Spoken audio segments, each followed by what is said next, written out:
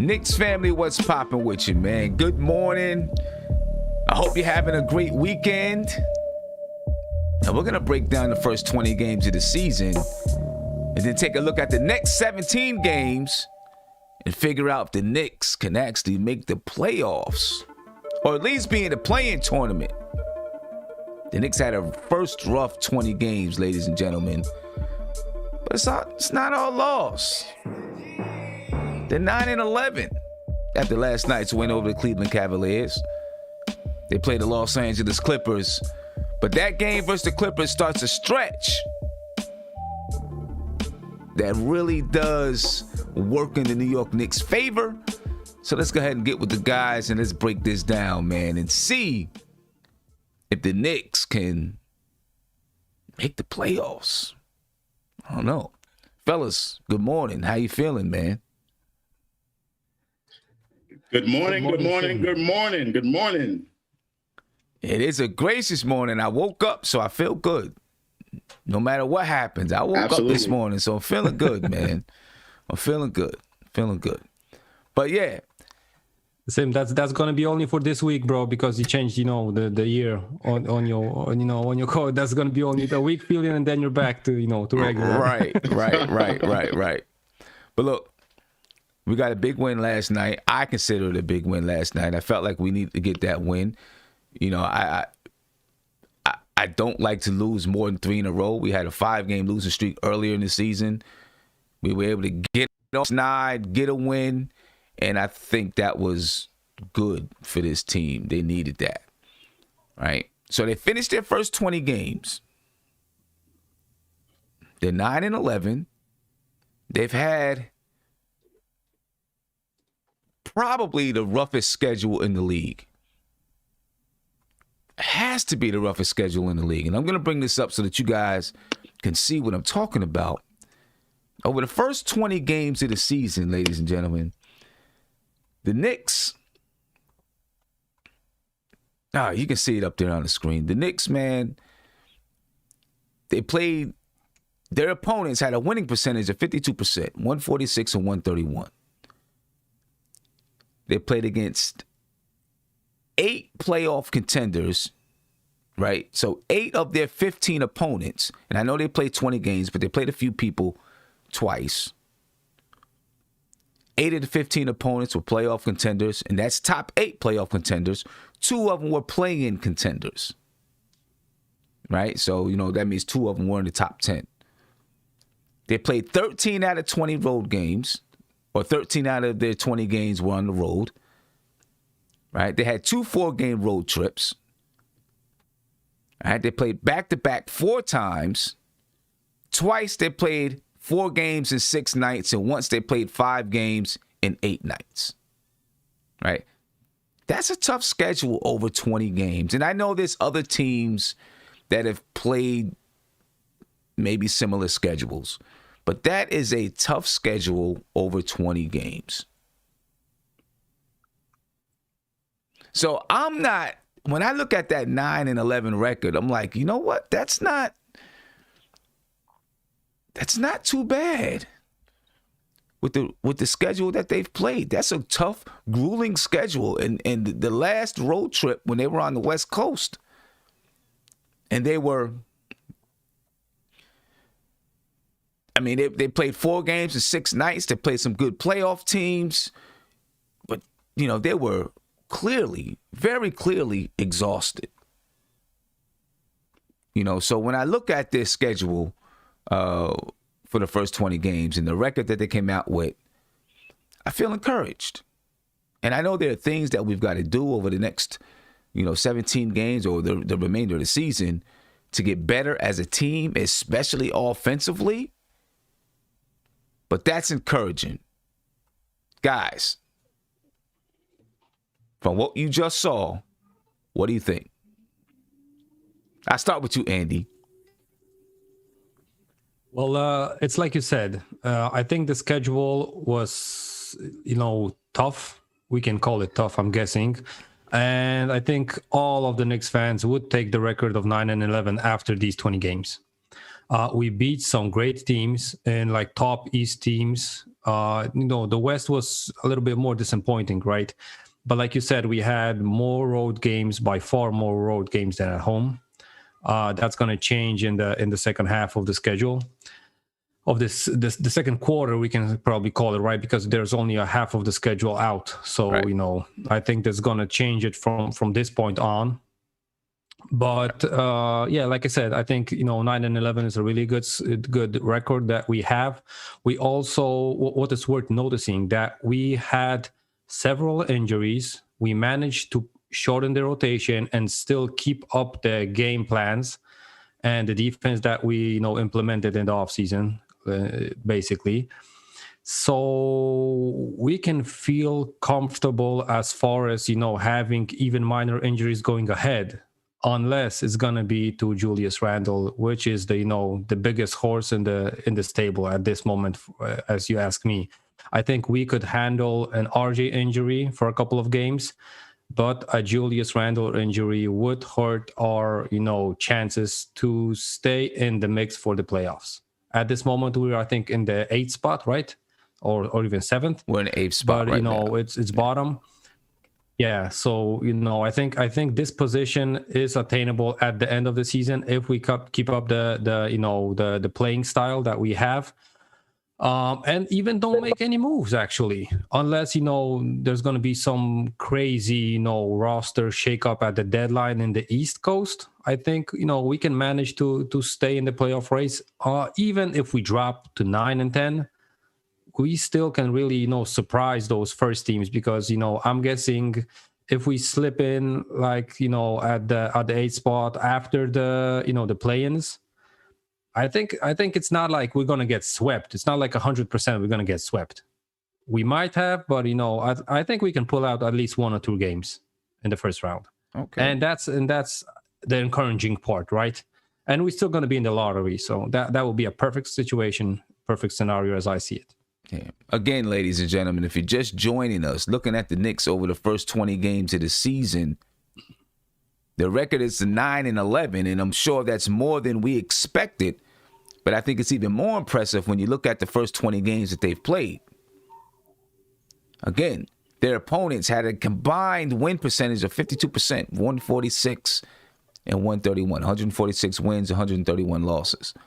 They played against 8 playoff contenders. And those are people who were in the top 8 in their conference. 2 play-in contenders. Golden State at this point right now is a play-in contender, and the Charlotte Hornets are play-in contenders. All right, 13 of their 20 games were on the road. They had 2 4-game road trips, 4 back-to-backs. Twice they played 4 games in 6 nights, and once they played 5 games in 8 nights. That was at the end of that road trip on the West Coast, and you could see those guys really looking tired. First 20 games of the season, I think it was impressive. Josh, talk to me. What do you think? Okay, so to answer the question, do I think the Knicks can position themselves to be in the playoffs? The answer is definitely yes, right? And I don't look at it from a standpoint of who's on the Knicks schedule. I look at it from 2 other points that I'm going to make right now. Okay. The first point is Tom Thibodeau is getting the most out of these guys. He's playing these guys. The Knicks none of us expected the Knicks to be playing this well. And I believe Thibodeau is getting the most out of these guys. And these guys are, they're playing, great for what they have, right? And the second thing is I look at who else is in the Eastern Conference vying for playoff spots, right? Now, if you look at the top 8, or at least the top 4 in the Eastern Conference, those guys are going to be set. We already knew at the outset of the season who the top 4 teams in the Eastern Conference was going to be: Philly, Boston, Milwaukee, and Brooklyn. Right, Brooklyn. We already knew that. Now, if you look at the bottom 4, you got the Pacers, the Hawks, Cleveland, and us. Right. And there's 2 teams that are missing out of that top 8, which is going to be Toronto and DC. DC is absolutely awful. Or Miami. Scotty Brooks is going to get fired at any minute. Miami too. Miami. Well, yeah, Miami as well. But the Wizards are dreadful. So I don't expect them to make a comeback and get into the playoff hunt. Toronto I never thought Toronto was that good to begin with, especially right after they lost Kawhi Leonard and they lost a bunch of guys, Ibaka and Gasol. So I don't think they're going to be that good to get into a playoff spot. Miami is the big surprise, right? Miami is the big surprise. I really felt like Miami, coming off a finals appearance, that they wouldn't be, this bad, and so to speak. Okay, so to me, if the Knicks continue to play the way they play, slowing the game down and holding other teams to under 90 points and under 100 points, we can beat anybody. It doesn't matter who we play. And also, if teams like Indiana and if Cleveland decides to fall off after a while, I think there's a really good chance for us to make the playoffs, not based off who we play, but who else is out there, and if we continue to play our style of basketball. Okay, all right, fair enough. Steph, what do you think? Good morning, Sam, Andy, Josh, the chat. Good morning. I was just going to be in the chat today, and then I saw it was the 20-game evaluation. I said, all right, I got to hop on here. Yeah, I do think we have a good chance to make the playoff. To piggyback off of what Josh said, some of it is because of us, what Tibbs has brought, Randall popping, RJ, taking steps, but some of it is also where the Eastern Conference is right now, with Miami not playing well, Toronto not playing well. Even though they lost some people, I didn't think Ibaka and Gasol, I guess I see now how important they were to the team. Mm-hmm. I didn't think that they would drop this much. Now Indiana without Oladipo or LeVert, right? So I think that's opening up an opportunity for us. So I think we will be in the 8 to 10, in the 8 to 10 range, depending on us not having any injuries. Sorry about that. And continuing to do what we do. I'm pretty encouraged, and let's see what happens. If we don't make any changes, I still think 8 to 10 with this team right here. And what is it that you've seen, just over the course of the season so far, these first 20 games, that leads you to believe that they can continue to play this way, as those who are watching can see, the first 20 games, the evaluation of the first 20 games, and the cruelty of the schedule. But when you look at the Knicks over these first 20 games, they've got a top, just about a top 5 defense, but their offense is, sometimes can be putrid, right? We beat Cleveland last night, but we still only scored what? What did we score? 102? We beat them 102-81. We've really relied on our defense to be the catalyst for us. And on nights when our defense isn't, we're not rotating well, or we get, one thing I notice is we get beat by a lot of backdoor cuts, right? On those type of nights, we really struggle because we can't score the basketball. I think we can hang our hat on our defense for the season unless we really suffer some injuries, right? But at some point, you got to be able to put the ball in the hole, because when it starts to get down to it, especially in playoff basketball, just about everyone's going to be able to play some defense. There'll be a few teams that are really, offensive minded, like the Brooklyn Nets, that can just score in bunches and really score the ball. But a lot of your teams are going to be able to play defense, so that is going to really level the playing field, and the Knicks are going to have to be able to get some buckets, especially down the stretch. Julius Randle can get some buckets sometimes down the stretch, but teams are able to load up on Julius Randle. I don't think we move or rotate the ball fast enough to really make it a threat when they load up on Julius Randle, when they really decide to trap him hard. I still think we struggle. Sometimes he still struggles to get the ball out when they trap him hard. We're not sure yet if we can fully rely on RJ to be, he's going to be inconsistent. Sometimes he's hot, sometimes he's not. He's had a good stretch of games where he's shooting very well and efficiently from the field. But so far it's been, is he going to be hitting? Is he not going to be hitting? And we desperately need RJ to continuously, be able to shoot efficiently. He's going to have a game here or there, but to be able to shoot efficiently. I think an X factor is going to be Emmanuel Quickly right now. Can he consistently put up 17, 18 points per game off the bench? Right, and be able to come in and really give us that boost every single night. And so far we've seen, he'll have a night, he had 31 points, and then, he has 7. And then he has 25, and we'll see what he does tomorrow against the Clippers. But that's okay. I'm not complaining about it. That's okay. He's supposed to do that, right? Because he's a young guy. But I'm concerned that offensively, we get into the playoffs, and I know we're taking steps, but we won't be able to compete offensively in the playoffs. Andy, what do you think?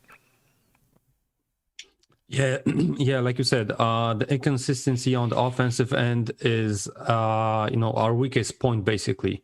We saw with this team that basically behind Julius Randle, because he also had like 2 inconsistent games that he was like, okay, only 12, 14 points, whatever, right? But he's the guy that we can basically rely on every, night. But the rest of the guys, including RJ, they can go for 20 or they can go for 8.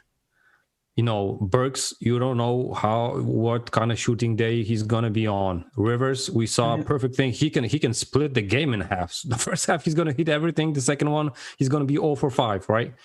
So that's the worst thing. But you can also put it in a positive way. We saw Elfrid Payton having 20-point games. We saw Burks having 20-point games. We saw RJ. We saw Austin Rivers. We saw Emmanuel Quickly, right? So, it's hard for the opposite teams to prepare for games versus us, because they never know who's going to be hot and who's not going to be hot, right? But I think Tibbs still would feel more comfortable if he could, expect, okay, this guy's going to give me 12, this guy's going to give me 14, and it's going to be on a, night-to-night basis. No, it's the NBA. It's hard. Most of the games are decided by matchups. So... if no one's going to be clicking, we won't have any chances to win the game. The defense, it's supposed to keep us into games. But, if we're going to be playing some West Coast teams that score like 120 couple, our defense can limit them to like 100, 105, right? But we score only 102 or 104 as on good nights. So, right. We got to basically play a perfect game to get a W. So, that's the biggest thing. I just hope, we're going to have a healthy, rest of the season, so we don't see, 8-man rotations and riding these guys for almost 40 minutes a game, because, they might run out of gas at some point. Right. And that's going to be the importance of our bench really stepping up. Guys like Kevin Knox stepping up and playing better. Obi finally, getting his footing and coming to his own a little bit. If those guys can start to play and produce for us, then we can feel comfortable. Tom Thibodeau can feel comfortable leaving those guys in the game for longer stretches. Right now, Obi is getting 10 to 13 minutes a game. Kevin Knox over the last few games is getting, 8 to 10 minutes per game. And you need those guys to be able to come in, to give Julius Randle a spell, to give RJ Barrett a spell, longer spells than they're giving them. You know what I mean? And I think that's going to be key going into the next part of this schedule, and then looking towards the playoffs. Stephanie, what do you think? Yeah, I'm hoping that as the season goes on, somebody else will emerge or become more consistent, whether that's Bullock. Bullock gets open shots. He was a good shooter. I'm not sure what's going on, but I'm hoping as the season goes on, he'll find his stride. Maybe Burks will find his stride. Maybe Obi, as Simu was saying, will get more comfortable and give us something that'll definitely help the offense. But in addition to the players getting better and finding their stride, we have to get better at playing against the zone defense. Because I would think in the playoffs, some teams, I'm not sure, I guess they don't do it. So some teams just have this philosophy, this is not what we do and we're not going to do it, even though we know the Knicks struggle against it. But by playoff time, everybody's trying to get an advantage. You're in a series. So it's not, well, why should we play a zone? That's not something we usually do. We're just going to play them for one game. But you're going to be in a series with the Knicks. So they very well may, because you get to prepare. You're playing them night after night. So in addition to players getting better, our schemes and how we attack the zone has to get better as well. And that's on the coaching staff. Yeah, I agree 100% there. We've got to learn how to really work within that zone.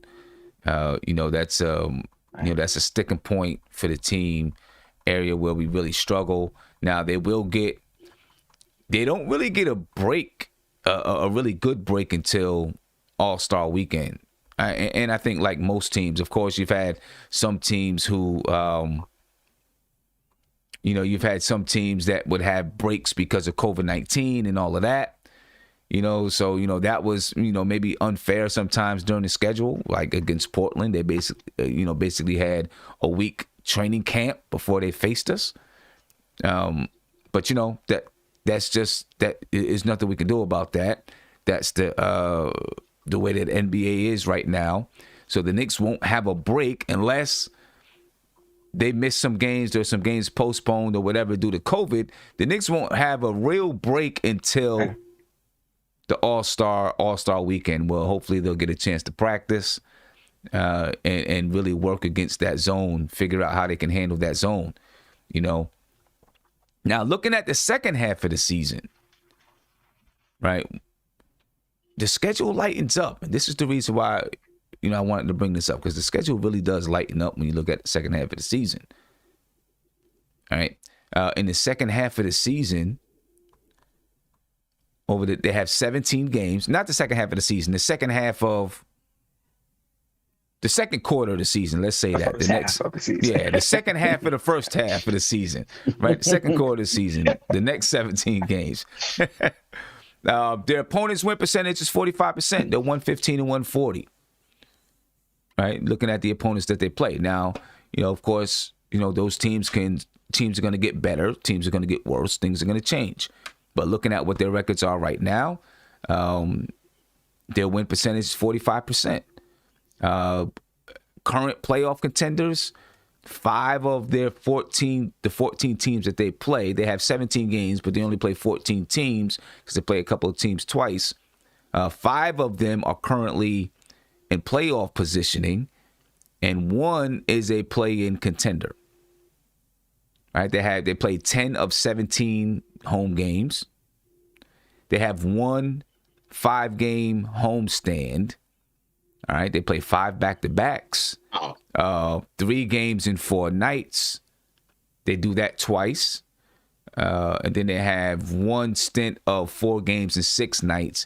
And then to end the season, or to end the quarter, just before they go to the All-Star break, they have a stretch where they play 7 games in 11 nights.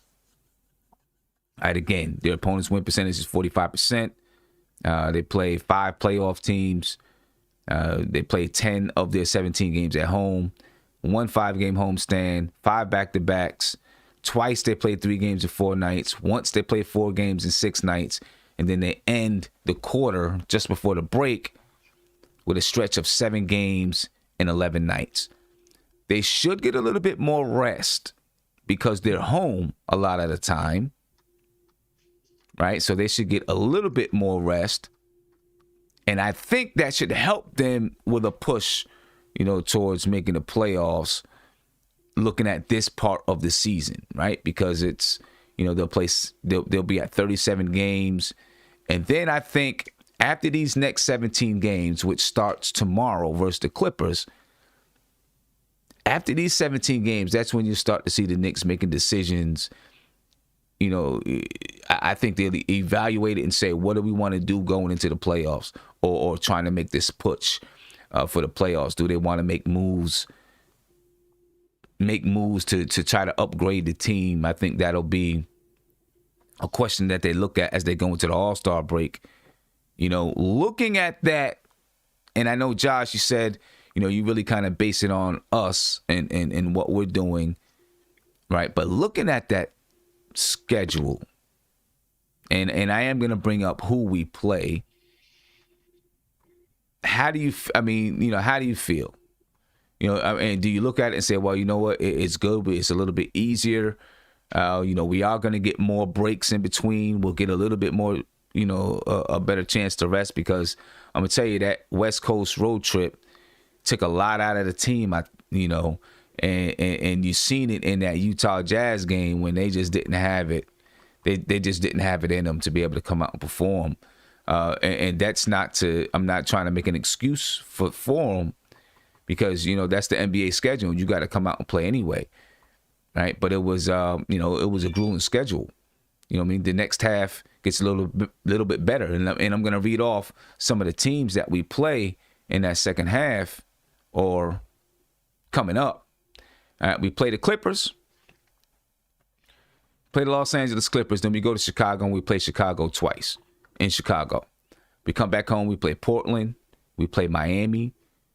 Right. And then we go to Miami. All right. So twice we play. Yeah, it's a home and home. Right. We come home and play in Miami. Then we go to Miami. When we play Chicago, we're in Chicago twice. All right. And then we play the Houston Rockets at home. Then we play the Hawks at home. Then we play the Orlando Magic away. Right, then we come home, and now we got this 5-game stint. We play San Antonio, we play Minnesota, we play Golden State, we play Sacramento. Okay, during this stretch here, and then we play Indiana. During this stretch here, San Antonio right now, I think they're 3rd or 4th in the West. Minnesota's not good. Golden State is, they're kind of in the play-in tournament area. Sacramento's not that good. They could move up. They're getting better. Indiana is, I know you thought maybe Indiana could be a team that slides out. And then the last game of the season, or not the last game of the season, then we go and we play Detroit, and then we play San Antonio the last game before we go into All-Star break. I keep saying the season, but before we go into the All-Star break. Right. So there are some teams, there are some very, very beatable teams. There's some teams in here that I do think, we got to look at them and say, hey, we can't really take these guys for granted, especially like the Hawks. The Houston Rockets. They're getting better, and I think they're going to be a lot better. They got Oladipo playing now. John Wall is healthy playing. That's a team that's going to be better.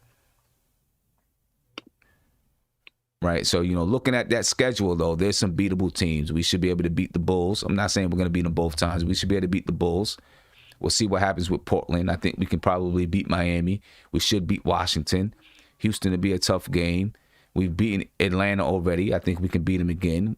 I think we can beat the Magic. San Antonio is a tough game. We should be able to beat Minnesota. We'll see what's going on with the Warriors. I think we will beat Sacramento the next time. I think it'll be a tough game because I just don't like the way we match up against Sacramento. I think it'll be a tough game, but I think we'll beat them. I think we have a good chance of beating the Pacers, and I think we should beat the Pistons, and we play San Antonio again. We'll see what it's like when we play San Antonio.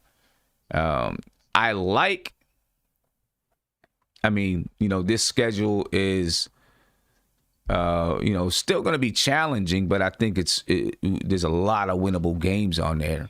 And there could be a chance that we go into the All-Star break above 500. I think there's a chance. Andy, what do you think?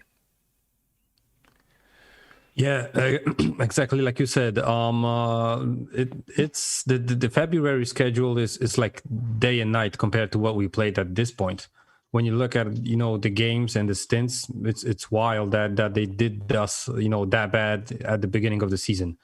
You basically call the games like I would see maybe one more loss somewhere in there, and also we're going to be expecting wins, but we're going to lose games. But you never know for a game like Houston. We might sign them off, and they might come to play and blow out the Rockets, right? So I just hope that there's no virus breaks for any other teams, because the schedule looks like it's spread out basically kind of even. We got 2-day breaks, 1-day breaks. It's not that many back to back. games, and if they are even, we're still at home because the Portland, Miami, the San Antonio, Minnesota things, we're basically at home, right? And we should pull out at least one of those games. Portland, Miami, I think we can beat, we can pull out one of those games. San Antonio and Minnesota, I think we can pull out the Minnesota game.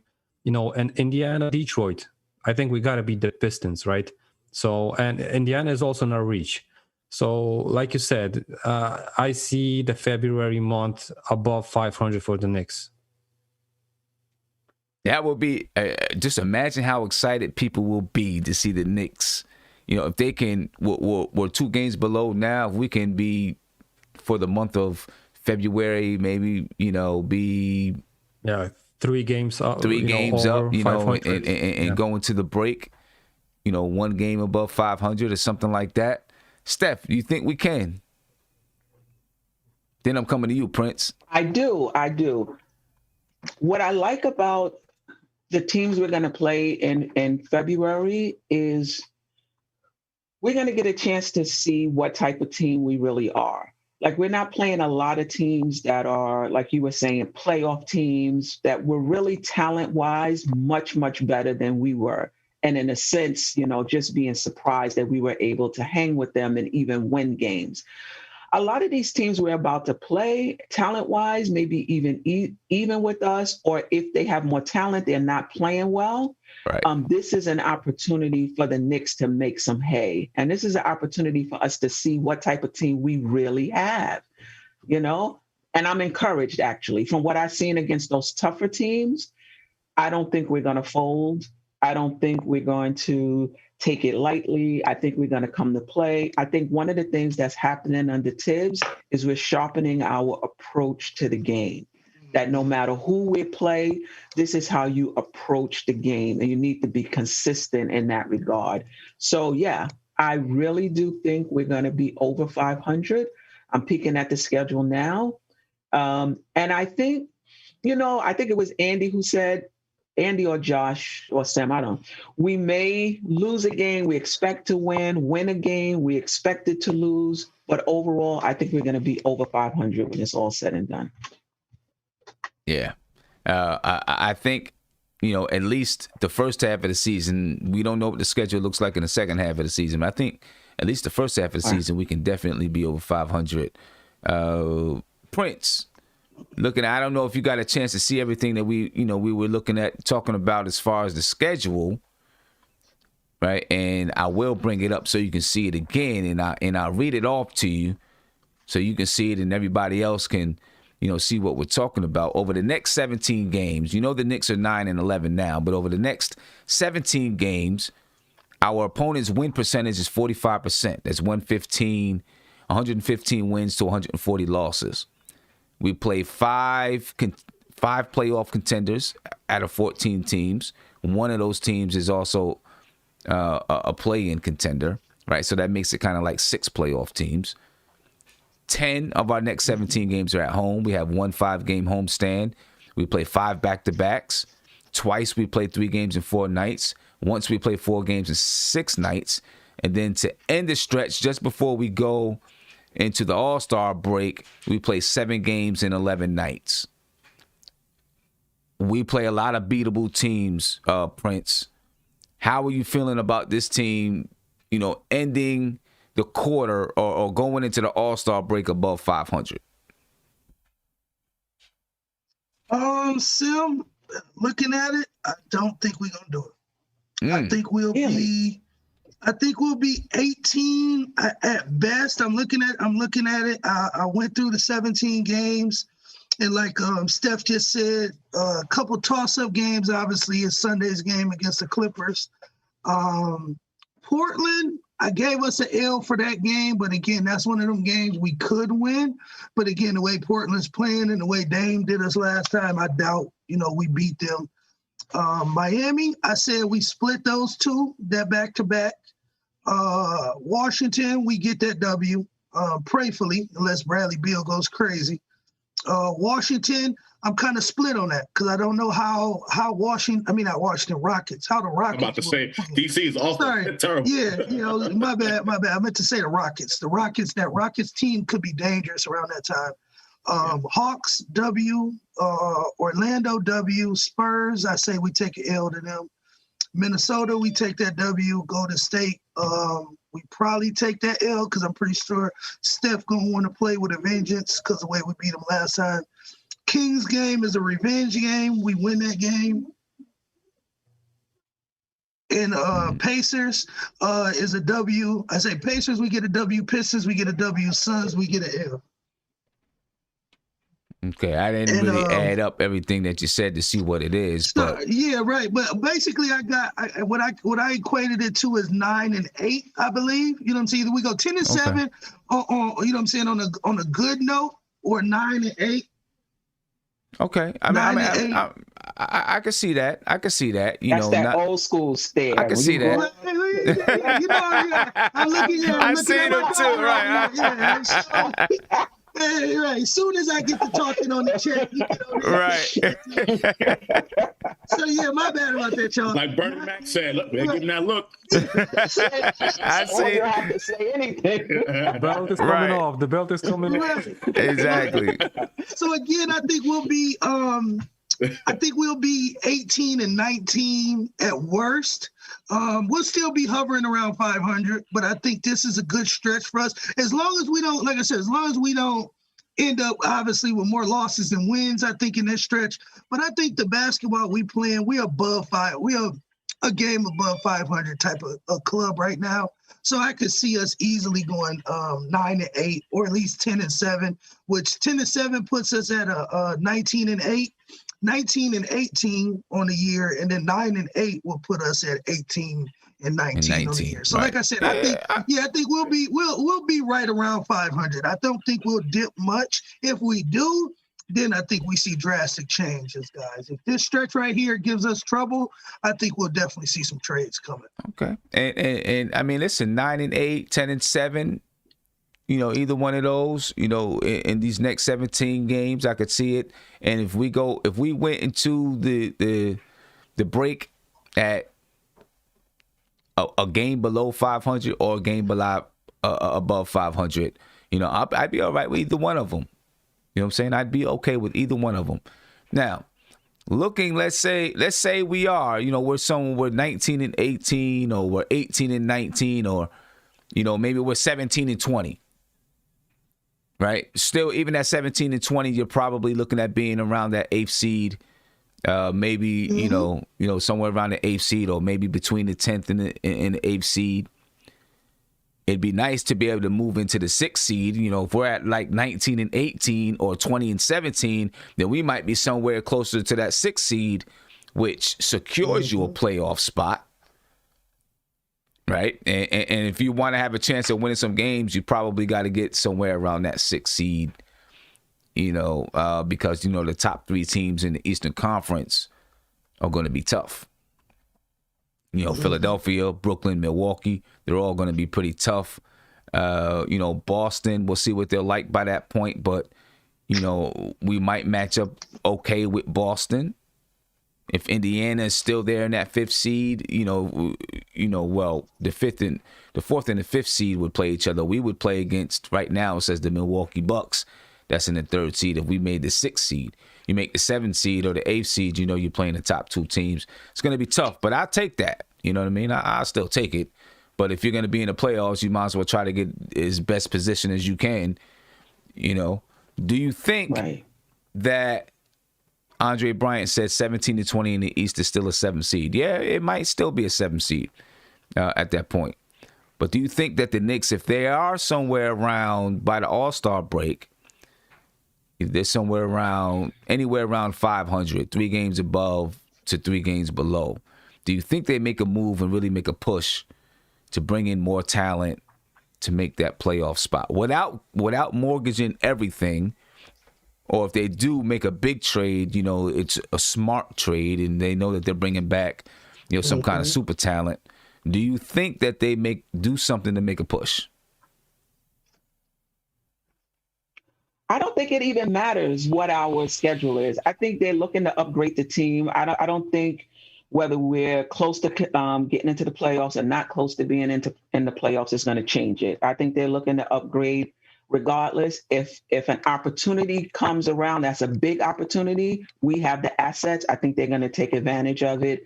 I don't think our record is going to be a determining factor. I think they're looking, staying open, staying flexible.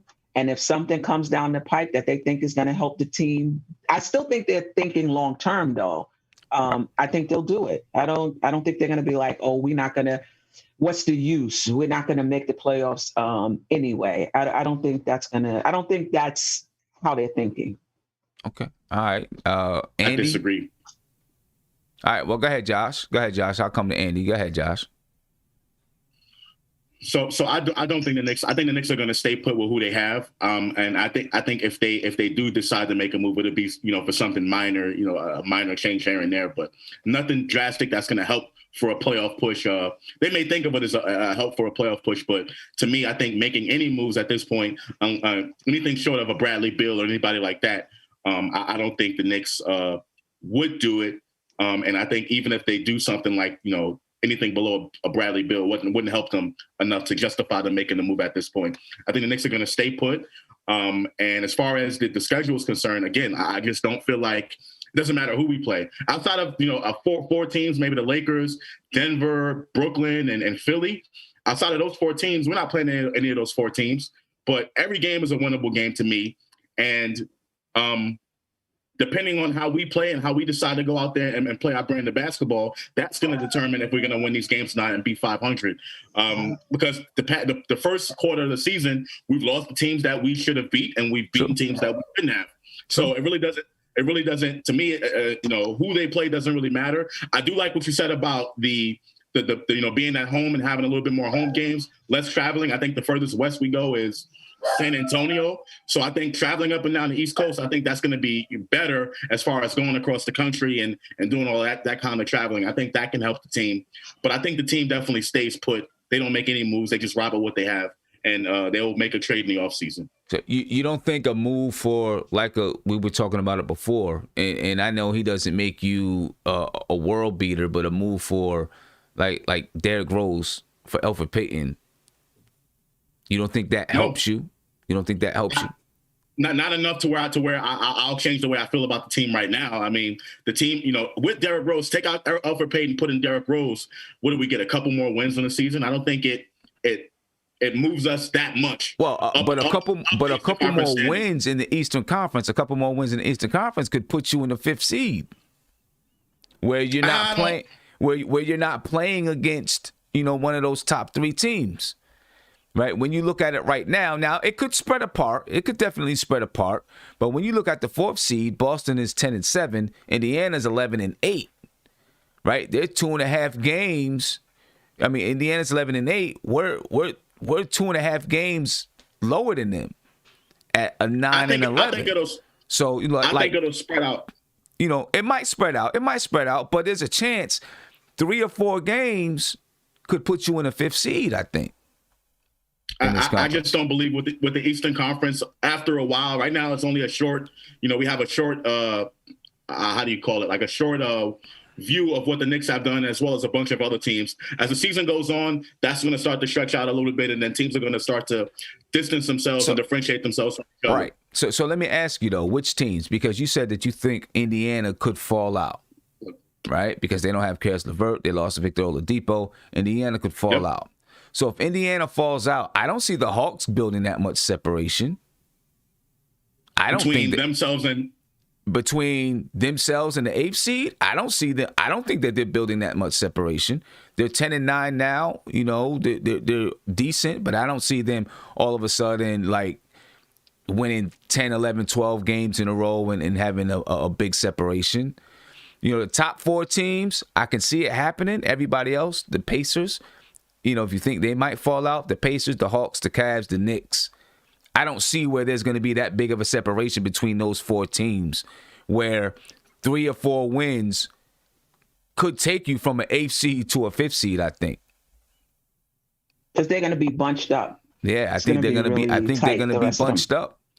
I think they're going to be bunched up, and so a move like that, even just a slight move, where you say, because I think if you trade for Derrick Rose, you gotta ship out Elfrid Payton. I think it only makes sense because then you send out DSJ in a draft pick, let's say. Now you just added someone else who's got to get on the court and then more of a log jam. I think you ship out Elfrid Payton if you trade for Derrick Rose, and then Derrick Rose maybe becomes your starter, or quickly your starter, and Derrick Rose is coming off the bench, where you boosted. I think you boosted the point guard play. It could add a couple of wins that could give you that much more cushion, or put you from an 8th seed to a 5th seed, which could mean a lot. Because now instead of playing Milwaukee or Brooklyn or Philadelphia, you're playing Boston, who is still a top team in the East. But, maybe you match up a little bit better or something like that. And the other part to add to that, Sam, we can't lose fact of rising our profile for other players to either want to come here in free agent, or if a player becomes disgruntled, we're being on that list. Having all of this cap space means nothing if a player doesn't want to come, or if a disgruntled player doesn't have the Knicks on their list. So the only way then we can improve is through a trade. So it's important for us that that's what happened with Brooklyn. They showed that they were competitive. They showed that they were on the rise. They showed that they had a culture. And then they were able to attract free agents. So that, I'm not saying that has to be our main focus, but that has to be a part of it when we're talking about moving up and taking these steps. Yeah. And it could be that they just say, hey, we're going to rock with, if nobody big is coming like a Zach LaVine, and I'm saying Zach LaVine just because AO Digital said keep Zach LaVine out your mouth. If no one big is coming like Zach LaVine, you know what I'm saying? And when we go to Chicago next week and we sweep Chicago, AO Digital, when we sweep Chicago, Zach LaVine is going to look at New York. Here. Exactly. And he's going to look at the Knicks and start drooling. And he's going to wish that he was playing in the orange and blue. All right? That's what's going to happen. And then, Scott Perry and them guys going to slide up in his DMs like, yo, what's up, Zach? What's going on with you? So now what's up, Ayo Digital? Let me get to a phone call. Call you live. What's popping? What's going on, Sims AK? Hey, what's going on, AK? How you feeling, man? I'm all right. And yourself? I'm good. Yeah. I see you're talking about this playoff. Right. Playoffs. That's what I'm talking about. Playoffs, right. You know what I'm saying? That's what it's been like with the Knicks. But, it's a real possibility this year, man. Nah, I was saying, I was talking to my cousin last night. We were, big Knicks fans forever. But I was thinking, they got the AFC. And I'm looking at them. I'm like, wow, they could get the 6. Their defense makes sure it's 6 in the playoffs. Right. They could, man. They could. And looking at the second half of this, or the second quarter of the schedule, the next 17 games, they have a chance to do something, especially if they're a little bit fresher. Yes. Right. If they're a little bit fresh, they play, an easier schedule. Maybe, they can, I don't know, maybe they can hit a stretch and win 5 or 6 in a row. Maybe, exactly. I'm seeing it. They can make a little tweak, no big trade. I don't know about Derrick Rose, but if you could bring back Derrick Rose, that would probably work. I don't want no big trades. Keep the team the way it is. But give us Derrick Rose. What's that, 12 points? It's not bad. Yeah, I mean, listen, if we kept the team the way it is, I'll be happy with that. Yeah, me too. I'll be happy with it. You know what I'm saying? I do think that by the trade deadline, they're going to do some things. Either it's going to be that they're going to, try to make some tweaks to the roster to prepare themselves for the playoffs. Because even if they know, just in the way I think, even if they know, hey, these tweaks are only going to take us so far, it's just the practice of we're trying to get better. Yeah, right. And we know we're going to the playoffs. So let's put together a roster, the best roster we can by keeping our future. We want to keep our future intact, but we're going to put together the best roster we can to prepare for these playoffs. And I think that's just good practice, right? Because that's what any team would do, and how you grow and how you get better to make yourself as competitive as possible, you know? Yep. That's the only way we do it. Yeah, man. Yo, it's exciting to be able to talk about the playoffs and You know? with realistically think about it, you know? Yeah. The defense is showing. I think their defense is their post stamp right now. Yeah, exactly. Yeah. That's it. That's it. Yeah. That's it, man. That's it. Yeah. Hey, I appreciate the call, Sam. man. I appreciate the good call, looking, man. Yeah, definitely. Have a great weekend, man. You too, man. Enjoy yourself. Good Peace. looking, chat. I'll see y'all. No doubt. One. Yeah, so Prince, man, what do you think? Do you think, and then I'm gonna come to you, Andy. What do you think? Do you think they tweak? They try to make a move here, make a move there, something small. If nothing big comes about. Yeah, we seen the areas where we know that we need help. It would be nice to get help, at the wing. If we could get another wing to come in who might could, add some extra, stability to that position, helping out Knox and RJ. Obi's coming along, so I think power forward, I think we're pretty good at. I think point guard would be the one spot that I think we would tinker with, because again, I think the only bright spot we have is quickly, and obviously we see Tom Thibodeau's not going to give him the keys just yet. So I think if there is a serviceable point guard or guard out there that would help, I think we go after him. But I think they got the shooting guards that they wanted with Austin Rivers and Burks. So if one of them aren't, in the package to be traded, I don't think we touch shooting guard. So yeah, I think point guard and backup center. I know we brought Taj in, who definitely helped us last night. But like you said, I don't see, if we don't do the Levine or the Beal trade, I think we do stay pat. I mean, honestly, this team is gelling together. They're playing pretty decent basketball. So again, being able to build this nucleus and that camaraderie amongst them only is going to help us next year. And like you said, to give whoever this free agent is who might want to come something to see of what they could be walking into. So I think we do stay pat. I think with a 7 seed, right now and going forward, I think that's a good calling card and something for us to kind of hang our hats on moving forward. So again, I probably say let's stay pat and just, train up the guys we got. If there is somebody who's just, screaming that they want to, be a Knick, if we can make it work and it fits, cool. But I don't think they do nothing drastic. All right. Andy, what do you think? Yeah. Well, for the first thing, let's say that the deadline is on March the 25th. Right. That means after the All-Star break, we're going to have about 8 or 9, 10 maybe games maximum. That would leave us at if we would make any move at the deadline, that would be for the last 25 games of the season. Right. Just to keep that in mind, because that's going to be less than a quarter. It's going to be like almost a quarter, a little bit above the quarter, right, of the season. So as far as I see it, I think if we are going to move someone, it has to be for a player that's going to be under contract for a longer stint with the Knicks. It's not going to be a Derrick Rose, which is an expiring deal. Rental. Because I don't think they're going to look that short term, a view and a building with this team. I think if we're going to trade, it's going to be for a player like a Beal or a Levine, right? Which they are on the contract, or a player that they're going to talk and he's going to be really happy to extend the contract with the Knicks, so they don't lose assets just till the end of the season.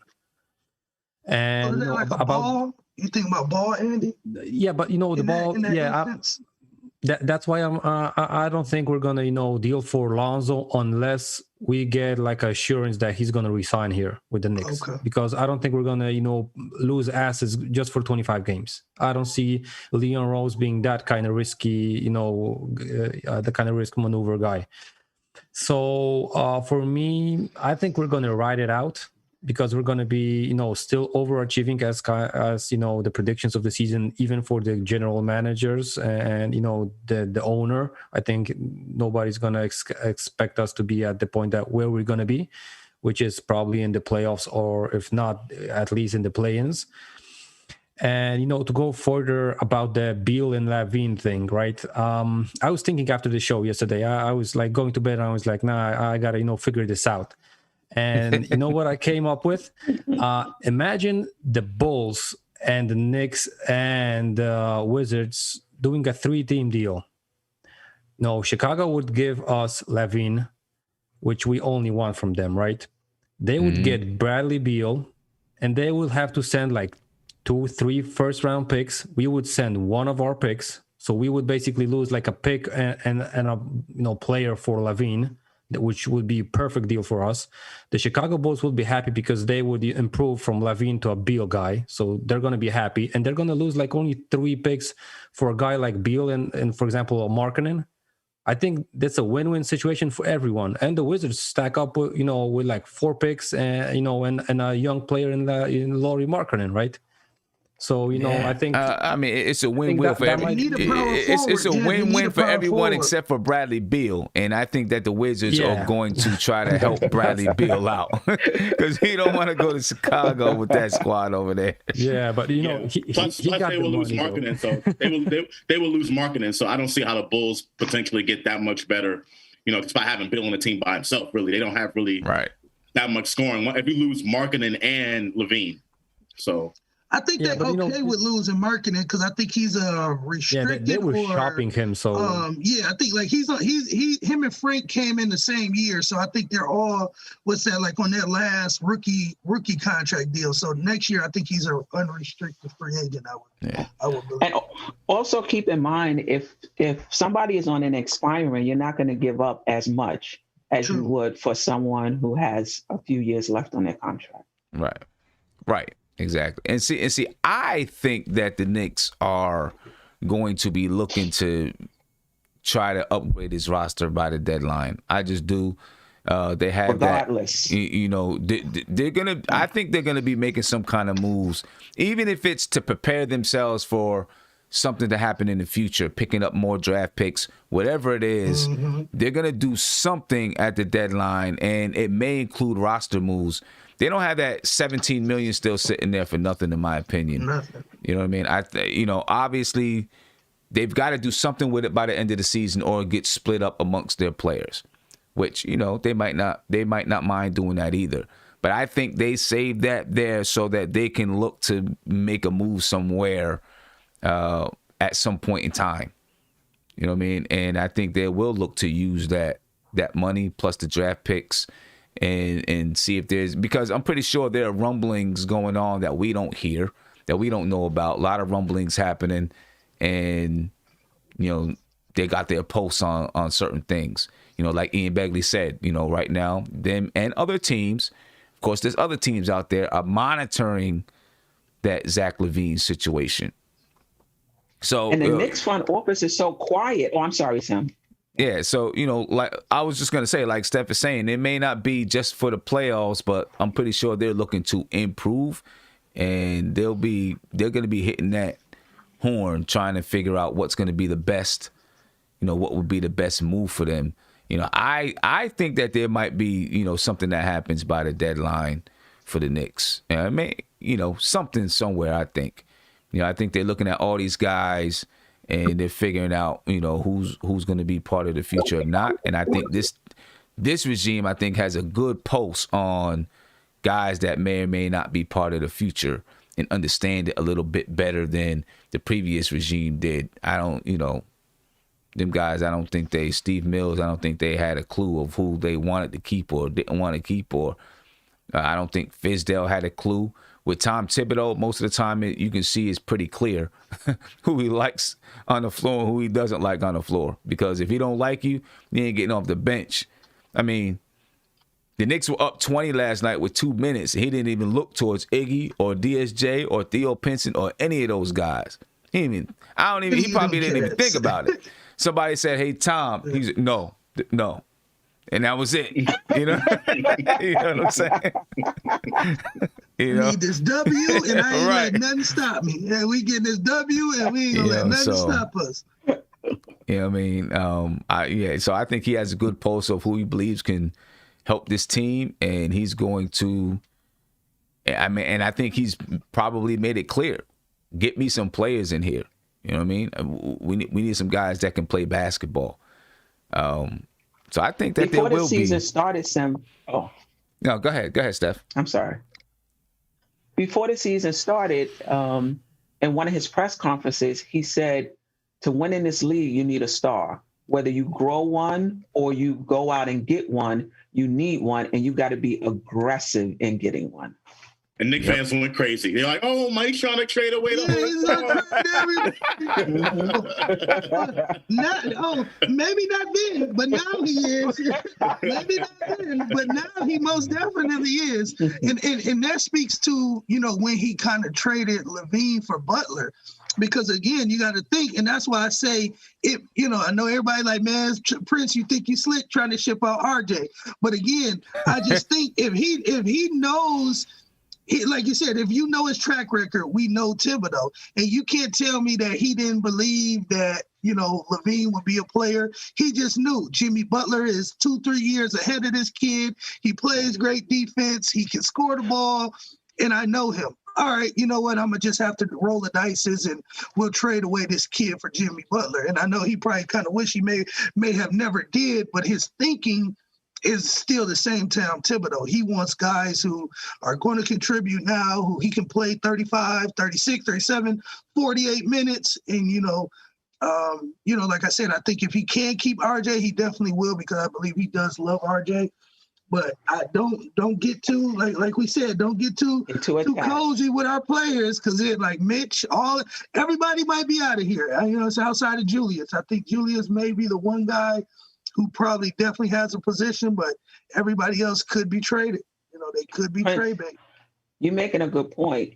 The Knicks and Thibodeau may be on a faster timeline. When he got to Minnesota, like you said, he knew Levine. He probably thought Levine would be a very good player, but by the time he developed into that was well past the timeline he had in mind. And so I think it's similar here. They have a timeline and when they want to be a really good team, and which players they think on the roster now may fit into that timeline and which players may not. So it's not that they trade them away because they don't think they'll be good. I think it's more about will they pop within that timeline that I need them to. Right. And that's the thing. Like he said, if RJ keep going to where he is, he'll definitely be up there where he can stand on a big stage with Levine and Randall to help us, try to push us over the top.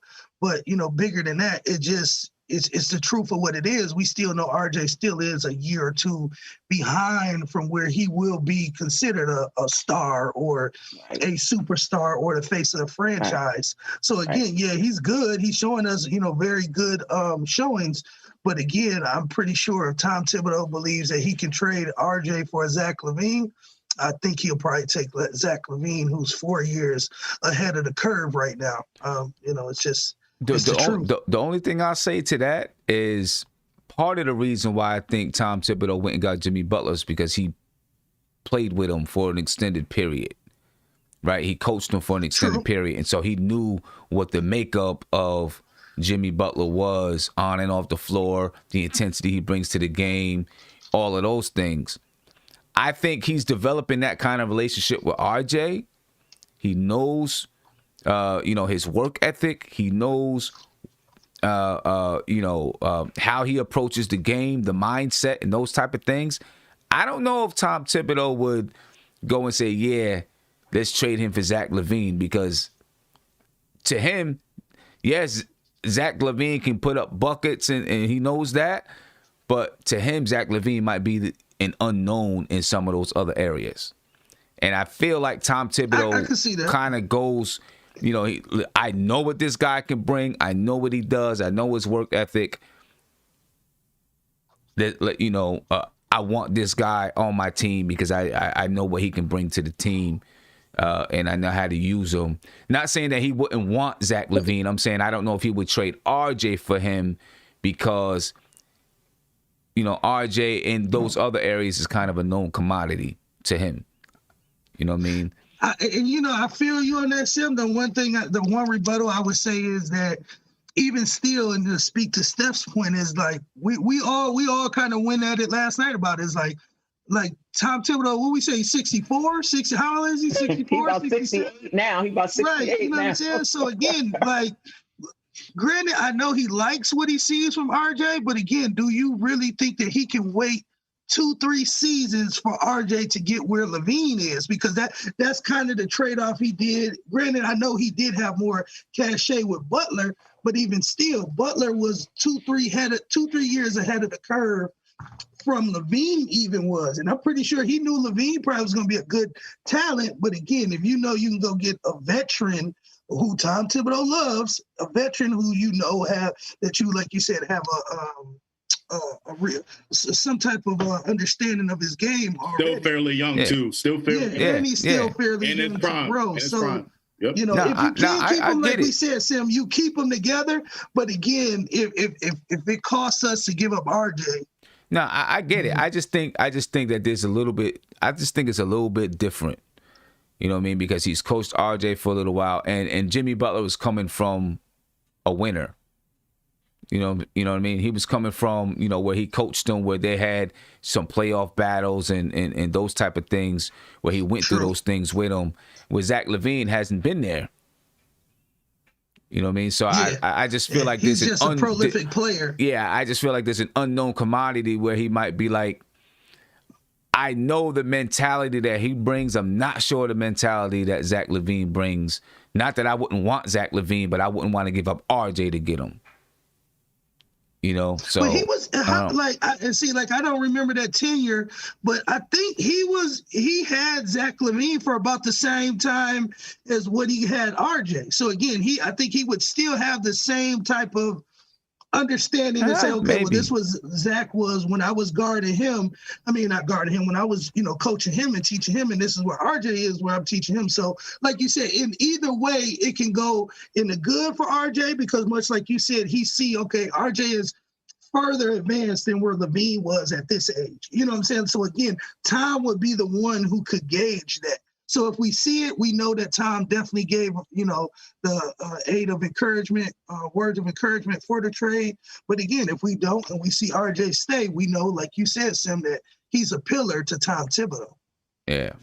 We'll see. We'll see what happens, man. Come in about 2 months or so. But we'll start hearing a lot of stuff before then.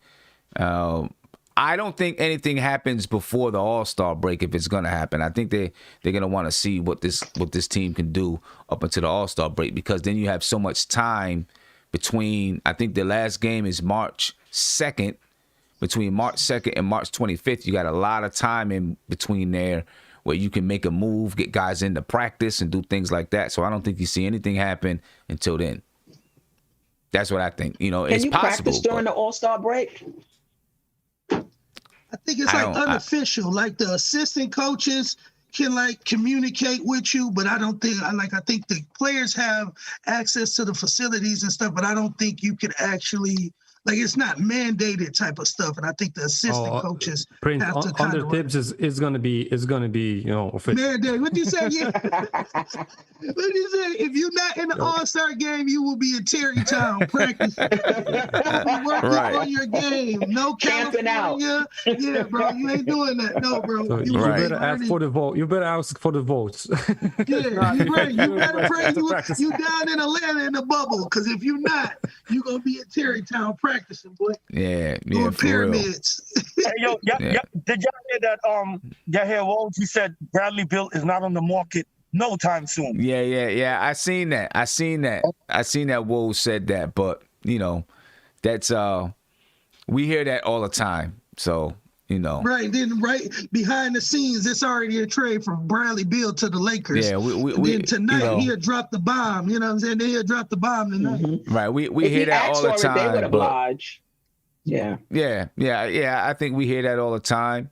You know what I'm saying? That this player is not on the market, and the next thing you know, they are. You know, something's going down. So we'll see. If he's not on the market right now, by the time the end of the season gets there, he probably will be.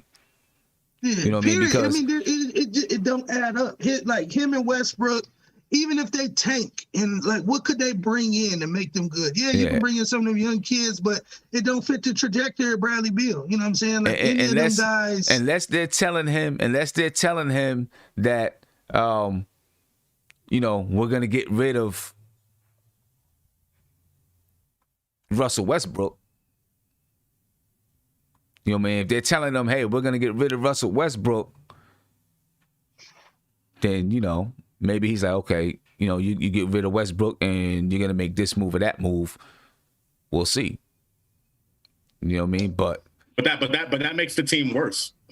I don't understand how that's enticing to Bradley Beal. Because maybe, I mean, you would think it makes it worse, but sometimes teams get better by subtraction.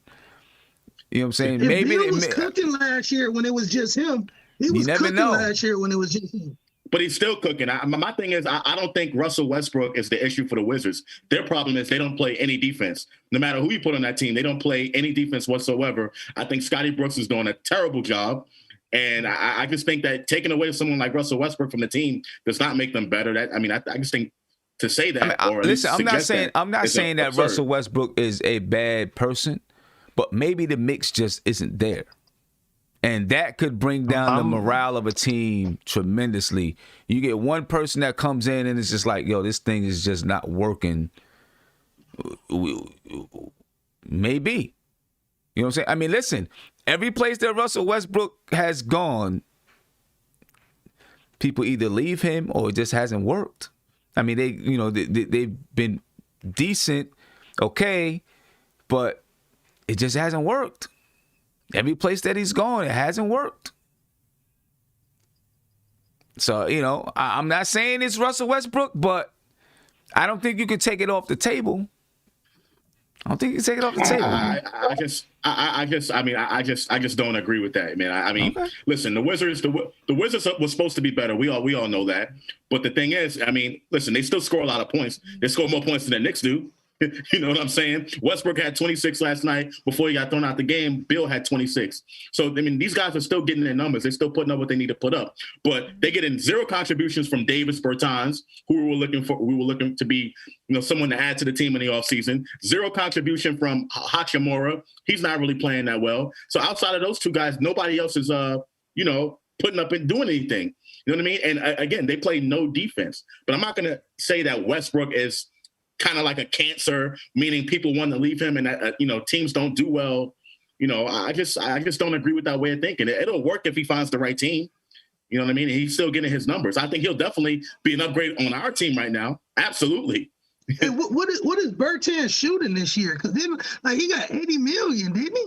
Yeah, he might have been better on our team, though. He might have been better over here. Man. If he ain't playing defense for them, he wouldn't have played defense for us. No, I mean shooting wise. Oh, okay, shooting that thing. I mean, I don't know.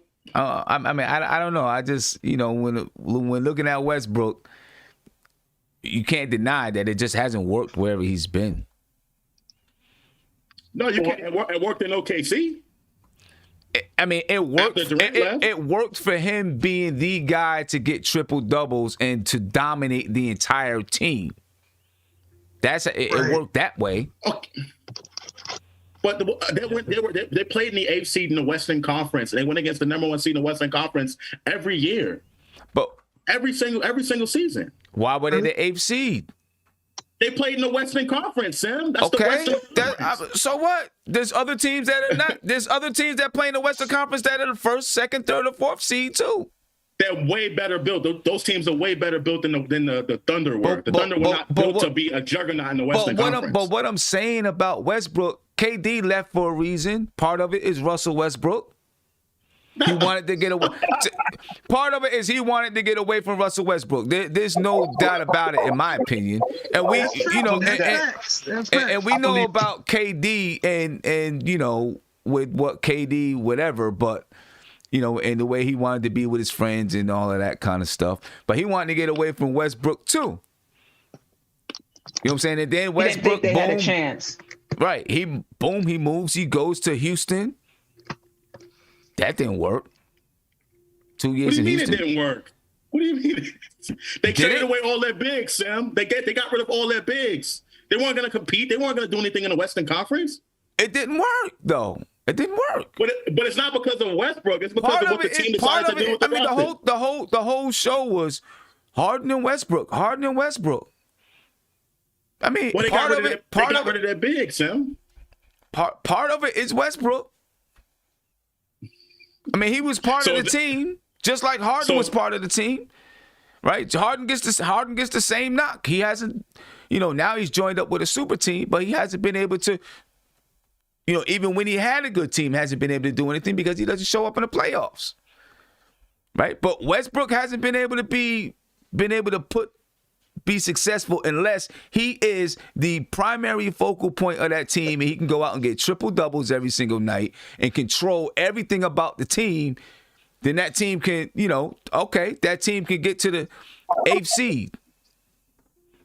But I don't know. I'm not saying it is, but maybe there's something there. That's all I'm going to say. Maybe there's something there. Maybe there's something with him. Got ejected last night.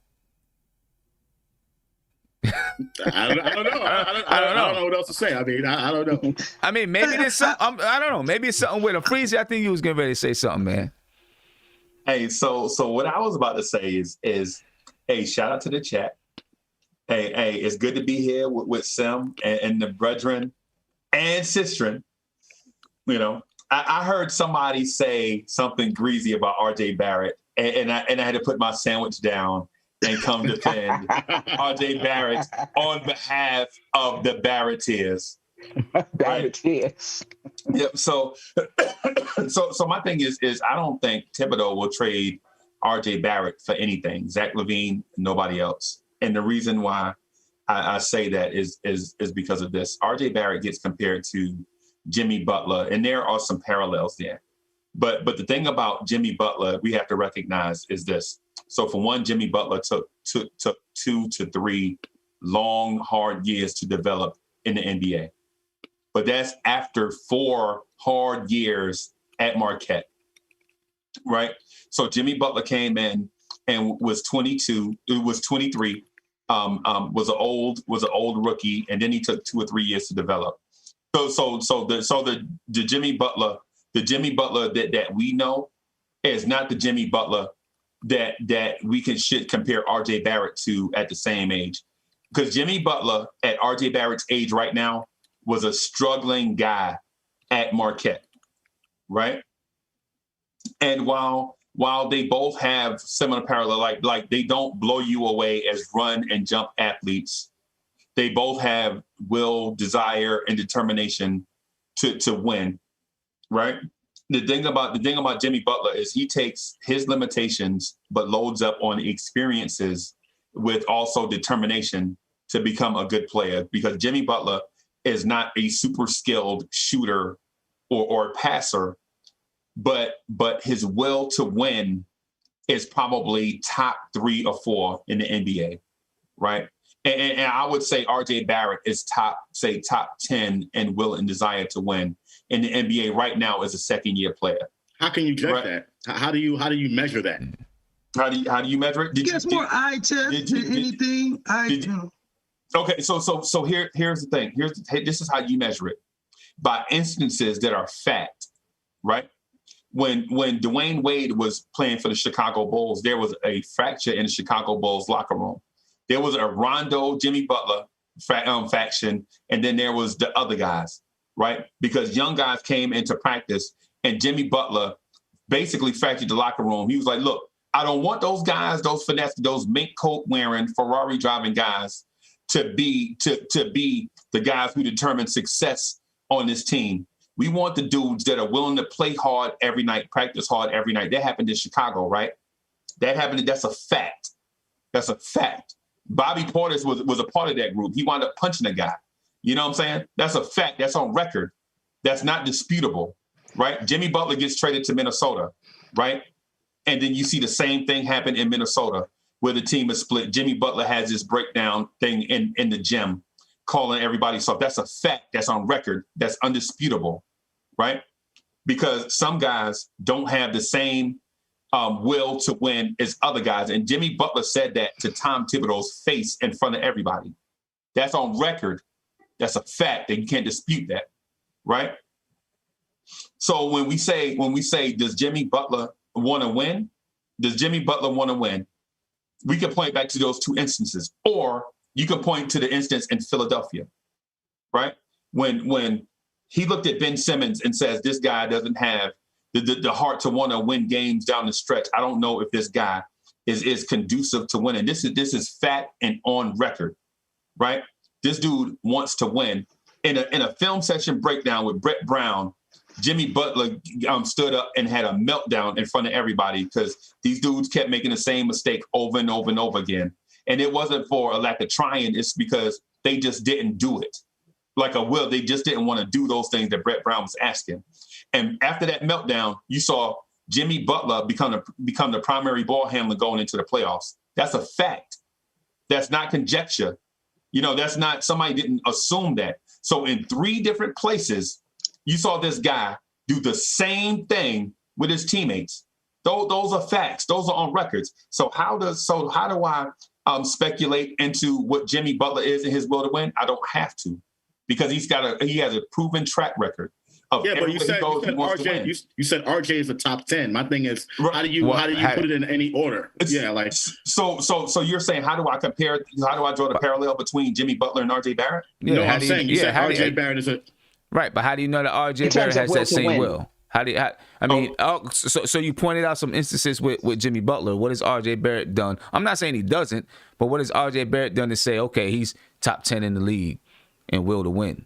And will to win. Okay, so on that, so I'll measure. I don't have the example for RJ Barrett because RJ Barrett doesn't seem to have that in him yet, where he's willing to fracture an organization to stand pat on what he believes in, right? But he's 20, right? But I will point to certain instances where I saw RJ Barrett. So in a case where, you know what? I won't. I'm just going to assume it. I don't want to draw an unfair comparison to that. I'll just say I think RJ Barrett has a top 10 will to win in the NBA. I'll just leave it at that.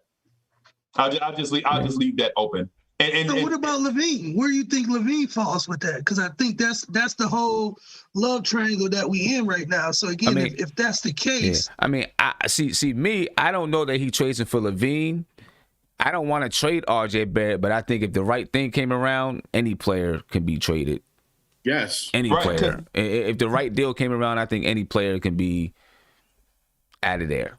Yeah, you know Jimmy Butler was traded twice. Right. Even when I said that, Jimmy Butler was traded twice.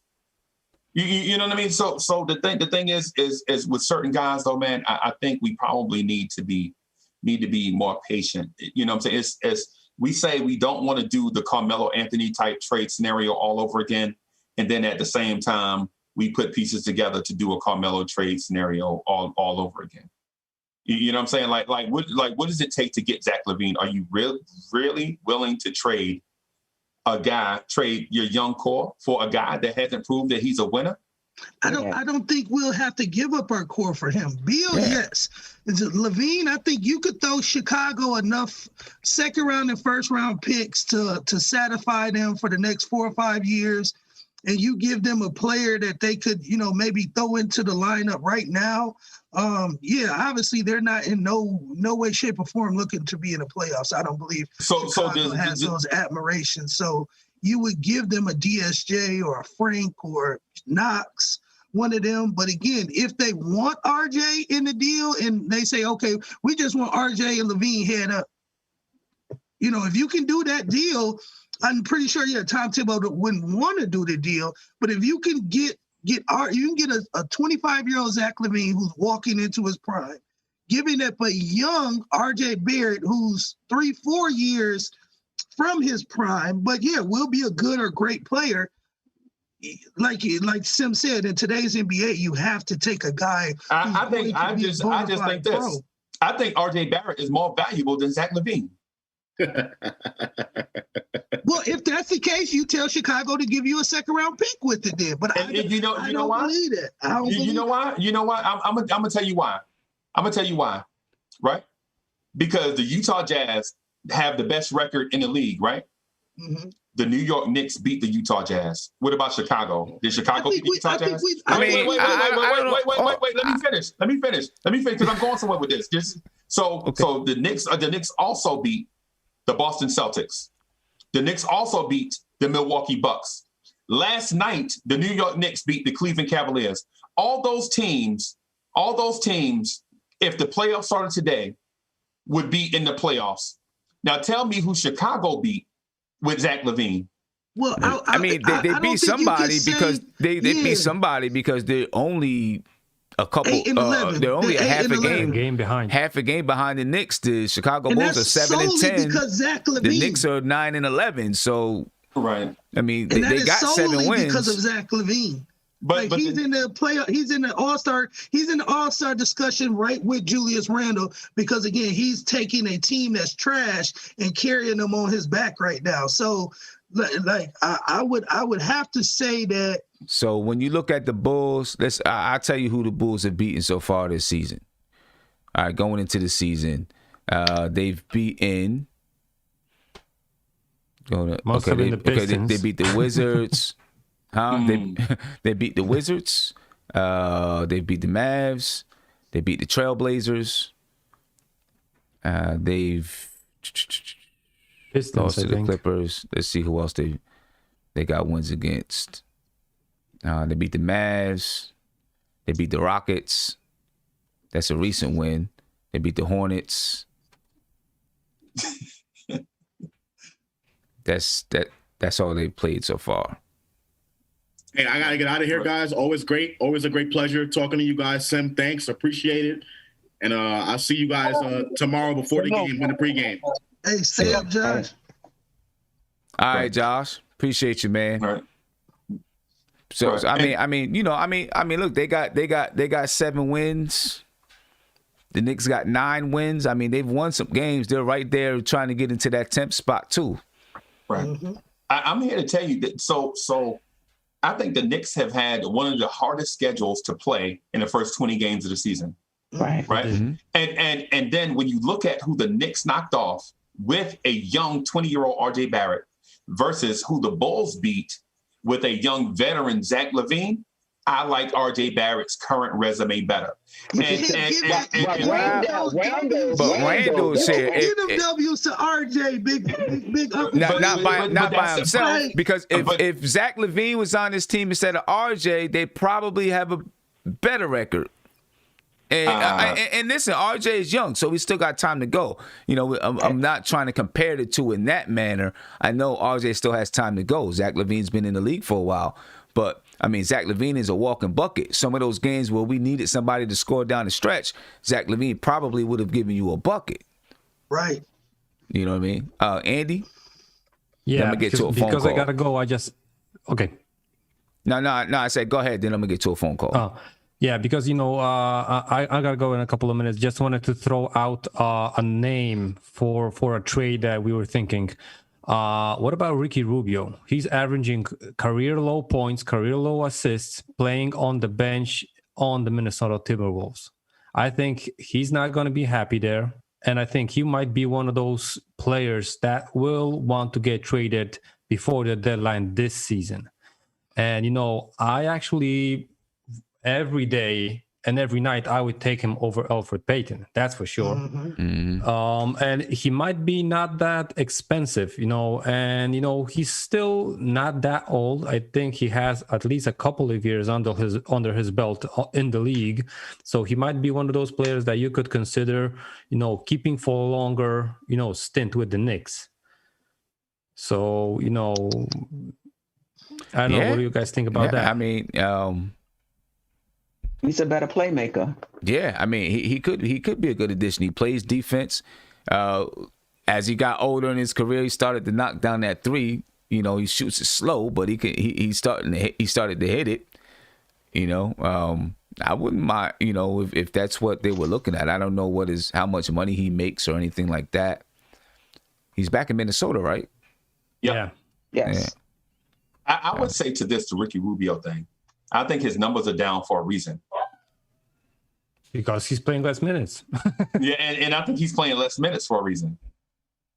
I don't think so. I think if you got D'Angelo Russell, who you traded for, and you got Ricky Rubio, I think he's just to the salary point, he's getting $17 million, and for this and for the next season. And Freezy, I think because he was traded around in this wild off season, so I don't know if he's actually worth the $17 million. But when you think about it, we still have cash, and if we're not going to spend it on someone, I think he's a really upgrade over Elfrid Payton. And from a general, on the floor general, I think he's way better than Elfrid Payton. I would, if we're going to have subpar point guard play, I would rather have subpar point guard play at $5 million versus subpar point guard play at $17 million. I don't know if he's $17 million. I mean, he's only shooting 18% from three. Right. And is that because he's not playing, or is that just his career average? Is like, what's his career average? He's playing 23 minutes a game.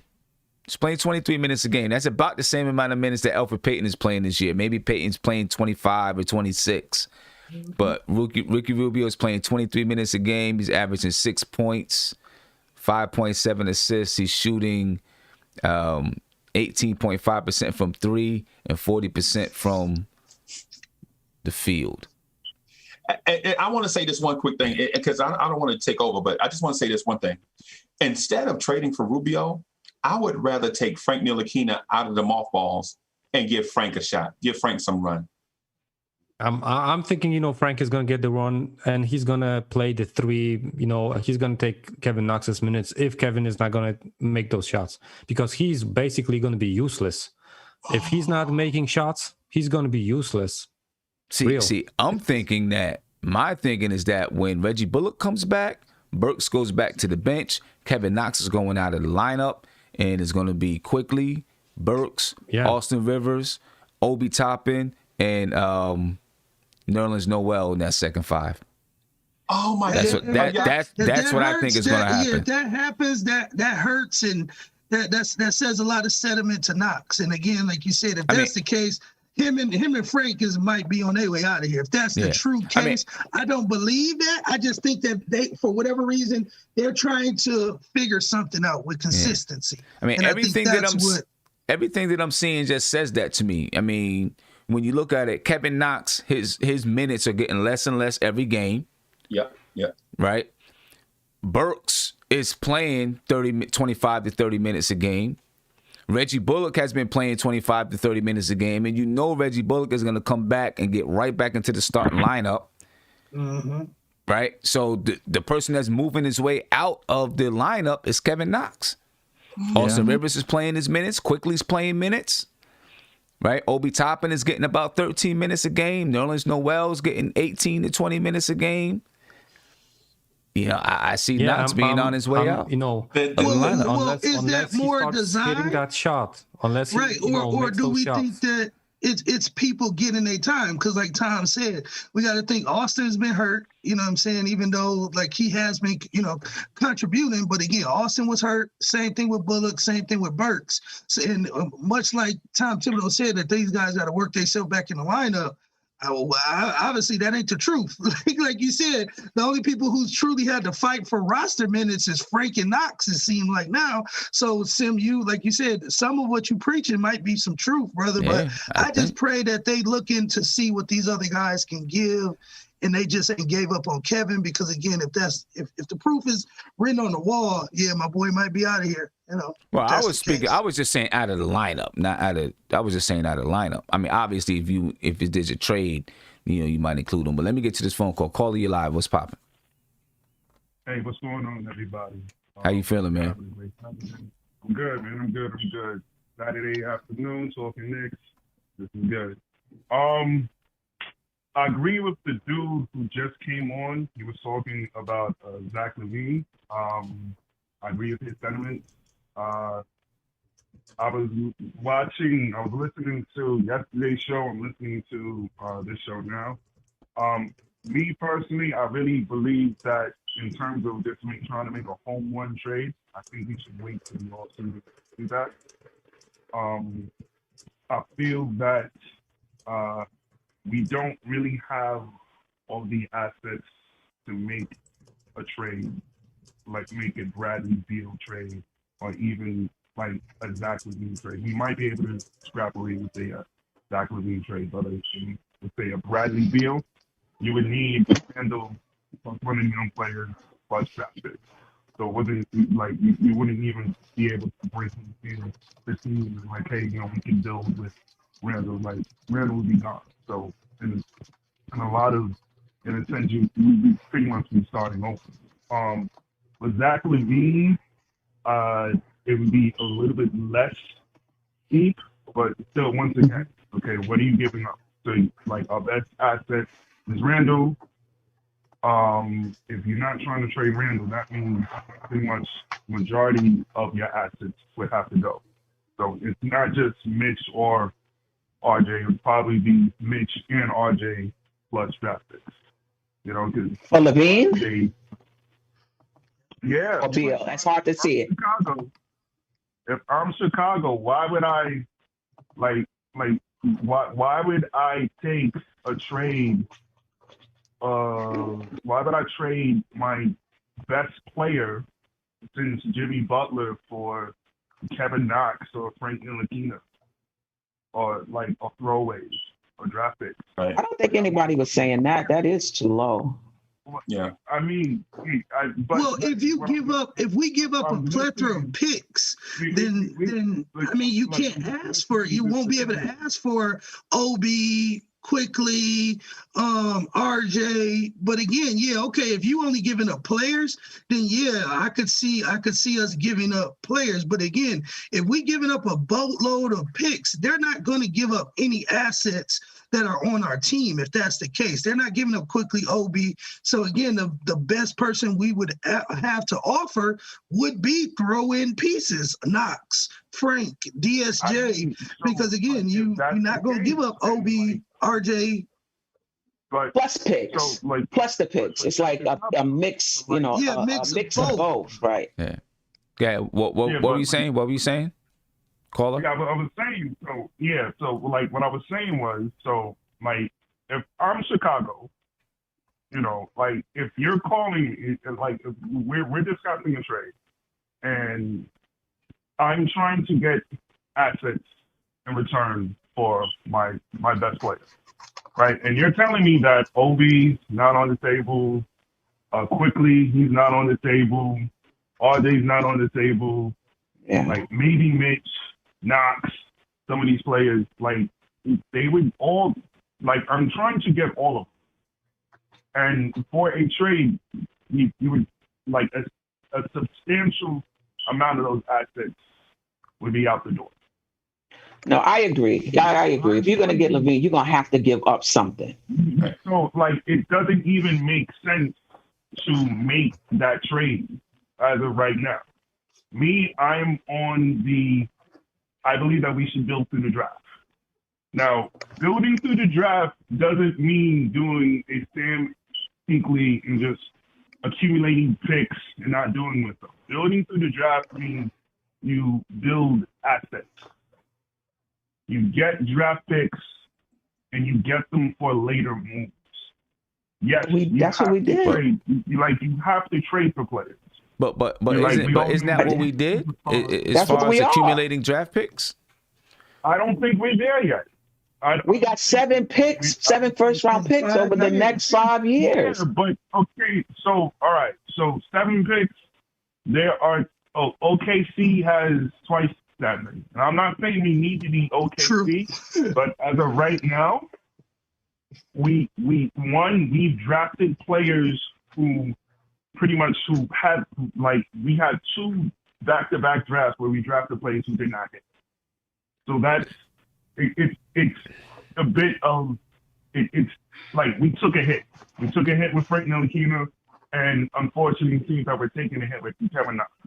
So those are 2 wasted drafts, right? So now we still have 7 more. We just had another draft. You know, we don't know what we have with Obi Toppin. And with quickly seems like he's a good player. Now, whether he's going to be a franchise starting point guard, whether he's just going to be a starting caliber point guard, or whether he's just going to be like a Lou Williams type, we don't know. Only thing we know is that quickly has game. All right? So we're still trying to figure out what we have. All right? We have another draft that's coming up this season where we have the chance to get talent. We have the chance to acquire we have a chance to maybe get that a premium player that the franchise needs. But we don't know if we're getting a premium player. Right. And if you trade that pick, they can pick the premium player that they want. Yeah, because when but the caller said a chance to draft a premium player. Like we right now, freeze. Let him finish. He's still talking. Go ahead, man. Yeah, like we're saying, like, all of these players, Zach LaVine, Jimmy Butler, Bradley Beal, they got drafted. So either way, you still have to go through the draft. What I'm saying, my argument is, let's wait till off season so we actually know what we have. Okay. Then you start wheeling and dealing. Because all right. I mean, if you're just talking about the off season, that's fine. Some people are talking about 2, 3, 4 years down the line to wait. No, she said if you just talk about the off season, that's one thing. But, you know, some people are talking about 2, 3 years down the line. I mean, my thing is, and Carl, I'm gonna let you go. I appreciate the call, man. Appreciate it. No problem. My thing is, I have no problem with getting draft, you know, working through the draft and trying to build your draft cap, trying to build with draft picks and stuff like that. But there comes a point, in my opinion, when you gotta determine whether or not that's working for you, right? We've been drafting players, and they haven't been working out the way that you would expect them to work out. So people keep saying you can get a premium player in the draft. Every single year we hear, oh, we can get a premium player. We can get a potential all-star player, a potential all-star player, a potential all-star player. It hasn't happened yet. You know what I'm saying? Even with Obi, who was supposed to be so NBA ready, 15-8. Right. It hasn't happened yet. So it's like, you know, when do we say, all right, let's be smart about the moves that we make so that we protect ourselves for the future, right? We're not going to sign 7 first-round draft picks over the next few years. You can't afford to. Right? You're not drafting all those 8 second-round draft picks over the next, in 2023 or whatever. You're not drafting all those players. You accumulated those assets so that you can make moves. You know what I'm saying? To say we have a chance to get a premium player, we do have a chance to get a premium player. But you know what is even better than a chance to get a premium player? Getting a premium player. And free agents and trades, most of the time, those players are known commodities. You know what you're getting with those guys. So when you're looking to build, you've also got to consider that you've got to make some moves. With the draft, you just never know. Cade Cunningham, everyone's, faith in Cade. Cade could get in the league and fade. Fade. Right? and everyone's going to say, no, that ain't going to happen. Everybody said the same thing about Markelle Fultz. Right? Everybody said the same thing about Jahlil Okafor. He was supposed to be the next coming of the big man. Both of them drafted by the Philadelphia 76ers. Right, during that time when they were doing all of that stuff. And Nerlens Noel. Mm-hmm. And Nerlens Noel was supposed to be the next coming of the great big men. Yep. He was a top 3 pick, wasn't he? He can't even catch. Right. He can't. Right. You know what I'm saying? So, I mean, there's nothing that you do in the NBA is for sure, right? Nothing's a for sure thing. You're taking a chance in any way that you go. in the NBA. You know, with any move that you make, you're taking a chance. But, you know, when you start dealing with free agents and making trades, for the most part, you're getting a known commodity. You know, right? Like you go and you trade for Bradley Beal, Zach LaVine, whoever.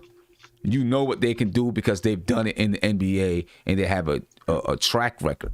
You know, once you draft a player, you're hoping that they're going to become that guy. And let me ask you guys this: is a draft pick more valuable before the draft or after you make your pick? It depends on how you looking at it from the trade aspect. If you're looking at it from me acquiring the trade or you shopping the trade, I think if you shopping the trade, it's more attractive before the draft. Right. If, you know, like you said, so it all depends. But like you said, you really don't know how. You won't know the proof of it until after the draft and that player is played. So, like you said, we could be giving up the next Luka Doncic, Michael Jordan, you know, whoever, LeBron James, but also we could be giving up the next Noel, or, you know what I'm saying, any of these busts too. So again, if you could mortgage 2 top picks for a guy that you know is being, you know, shopped around in the all-star conversation, why wouldn't you give away 2 or 3 picks for a guy who is being argued in the all-star conversation this year? And that's both Bradley Beal and Zach LaVine. Yeah, they're in terrible teams, but again, their play this season is all-star, you know, level. So if you got to give up 2 potential guys, I think this NBA showed us, and, you know, it's proven teams that showed us sometimes you got to give up assets to get good players, i.e. the Lakers. Of course you do. Austin, like you just got to. Yeah, I'm sorry. No, go ahead, Freeze. I say in our case, where we've been terrible for about 20 years, the draft picks are more valuable before we draft. Yeah. And the reason why I say that, is because I'll give you an example, of example of something that really happened. So the Denver Nuggets draft this guy. So they already had the Denver Nuggets at the time they drafted the guy out of Louisville. They had a young shooting guard, combo guard named Jamal Murray, right? So they draft a guy out of Louisville named Donovan Mitchell, right? But they immediately trade his rights to the Utah Jazz for something ridiculous, right? So they regret it after the fact, because the Denver Nuggets could have legit had a backcourt of Donovan Mitchell and Jamal Murray, right?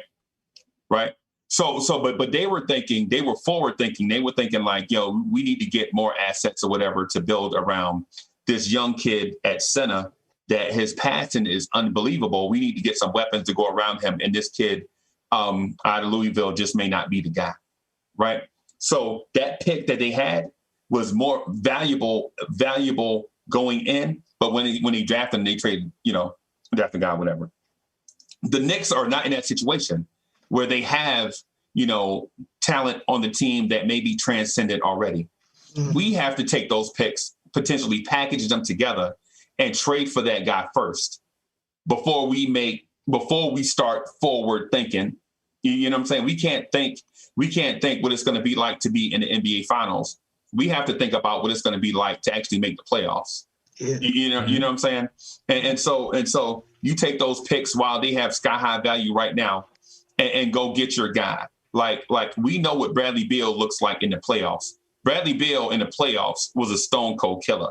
You can ask, the Washington Wizards were a second round playoff team when Bradley Beal had a halfway decent roster around him, right? Unfortunately, over the years, that roster, the down arrow is pointing, because of injuries to some guys and some guys leaving free agency, and some guys start playing back to their mean, and now you have what the Wizards are right now.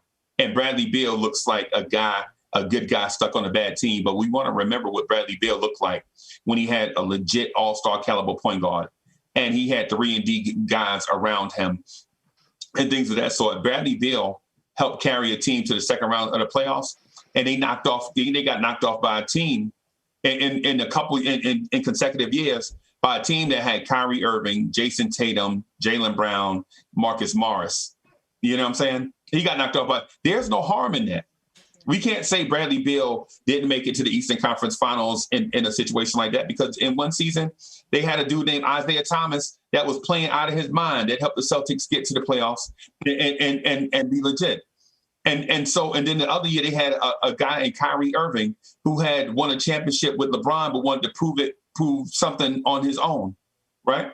So if we take those picks, while they have sky-high value right now and trade for a Bradley Beal, I think we get a guy that can complement what we already have on our roster, and he may be able to elevate us to the second round of the playoffs. Now, for a lot of Knicks fans, that won't be good enough. You're saying, hey, you trading away 4 or 5 draft picks for a guy that's only going to get us to the second round.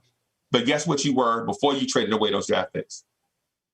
And you add other pieces to that and other pieces to that, and then you keep moving up step by step, piece by piece. Right. And Miss Stephanie, too, and too, you know what the other thing that you add to that, and it's organic, the growth of the young pieces that you already have on your roster.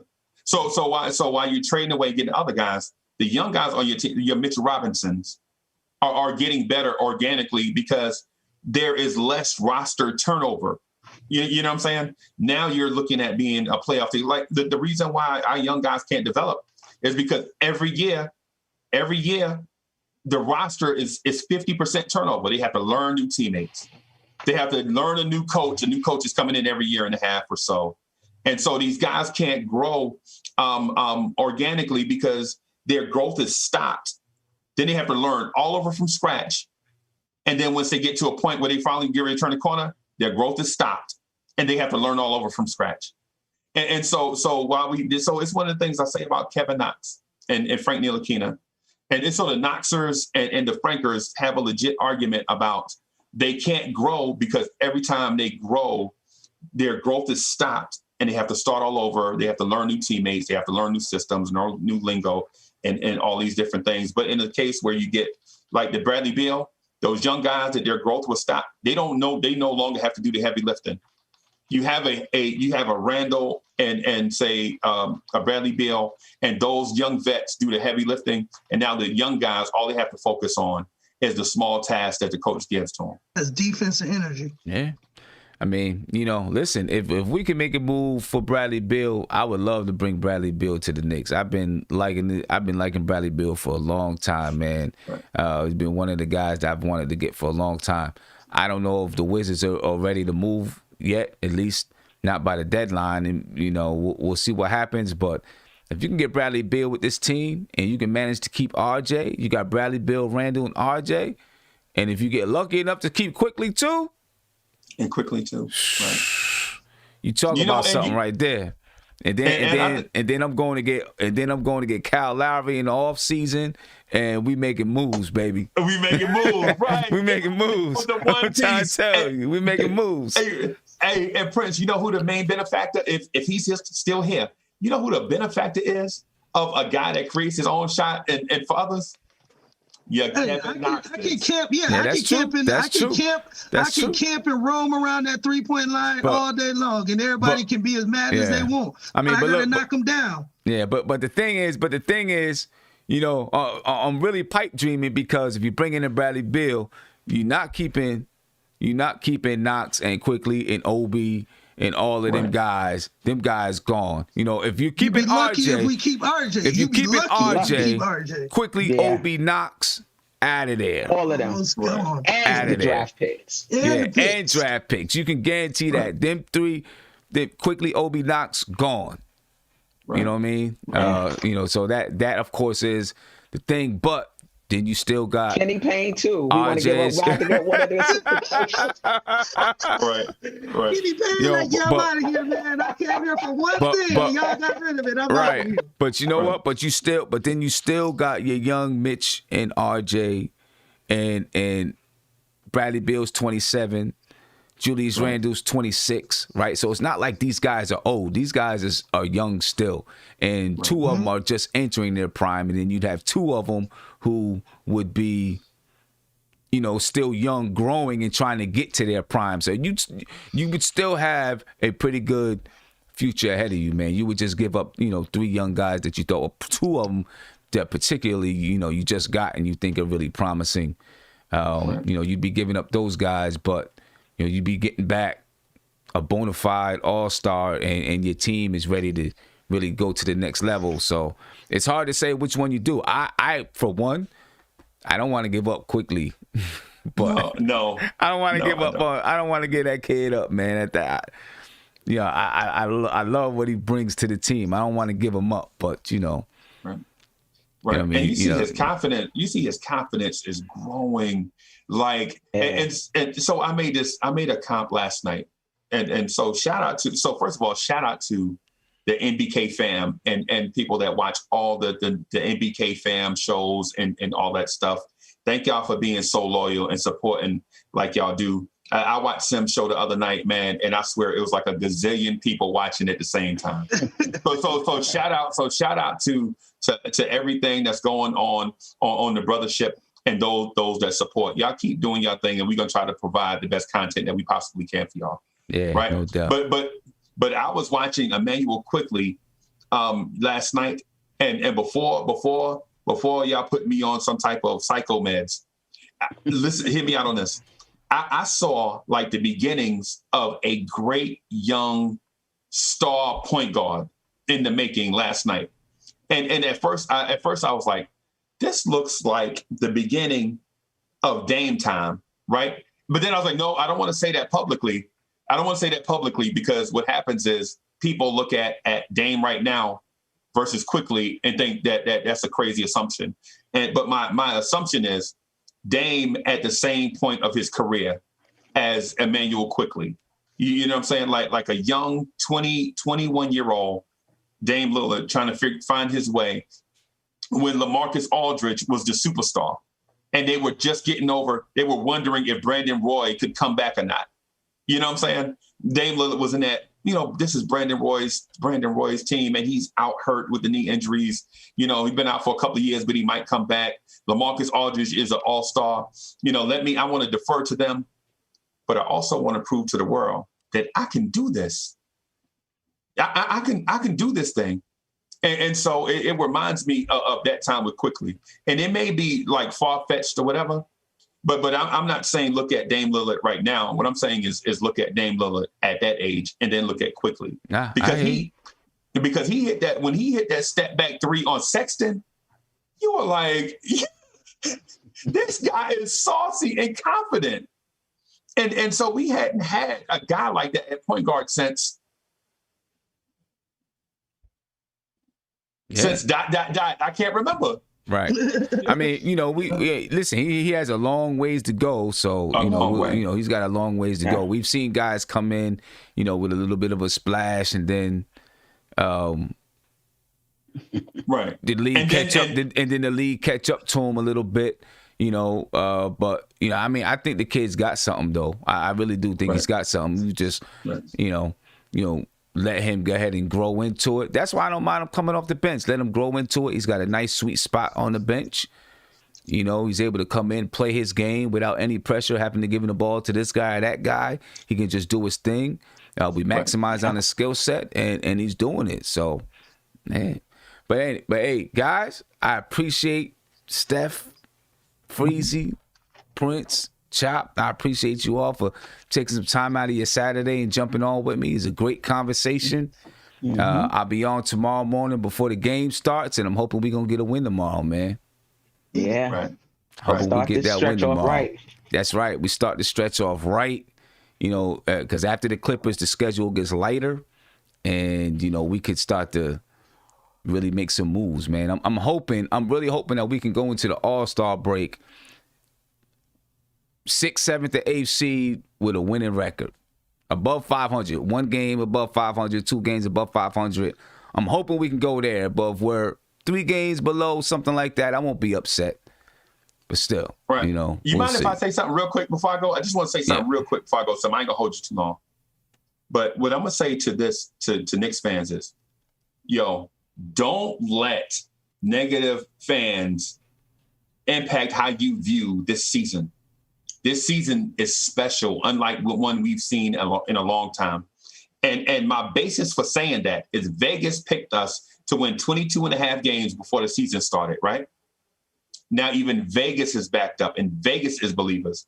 Now Vegas is saying that, no, this Knicks team is trending upwards. They might win 34 games.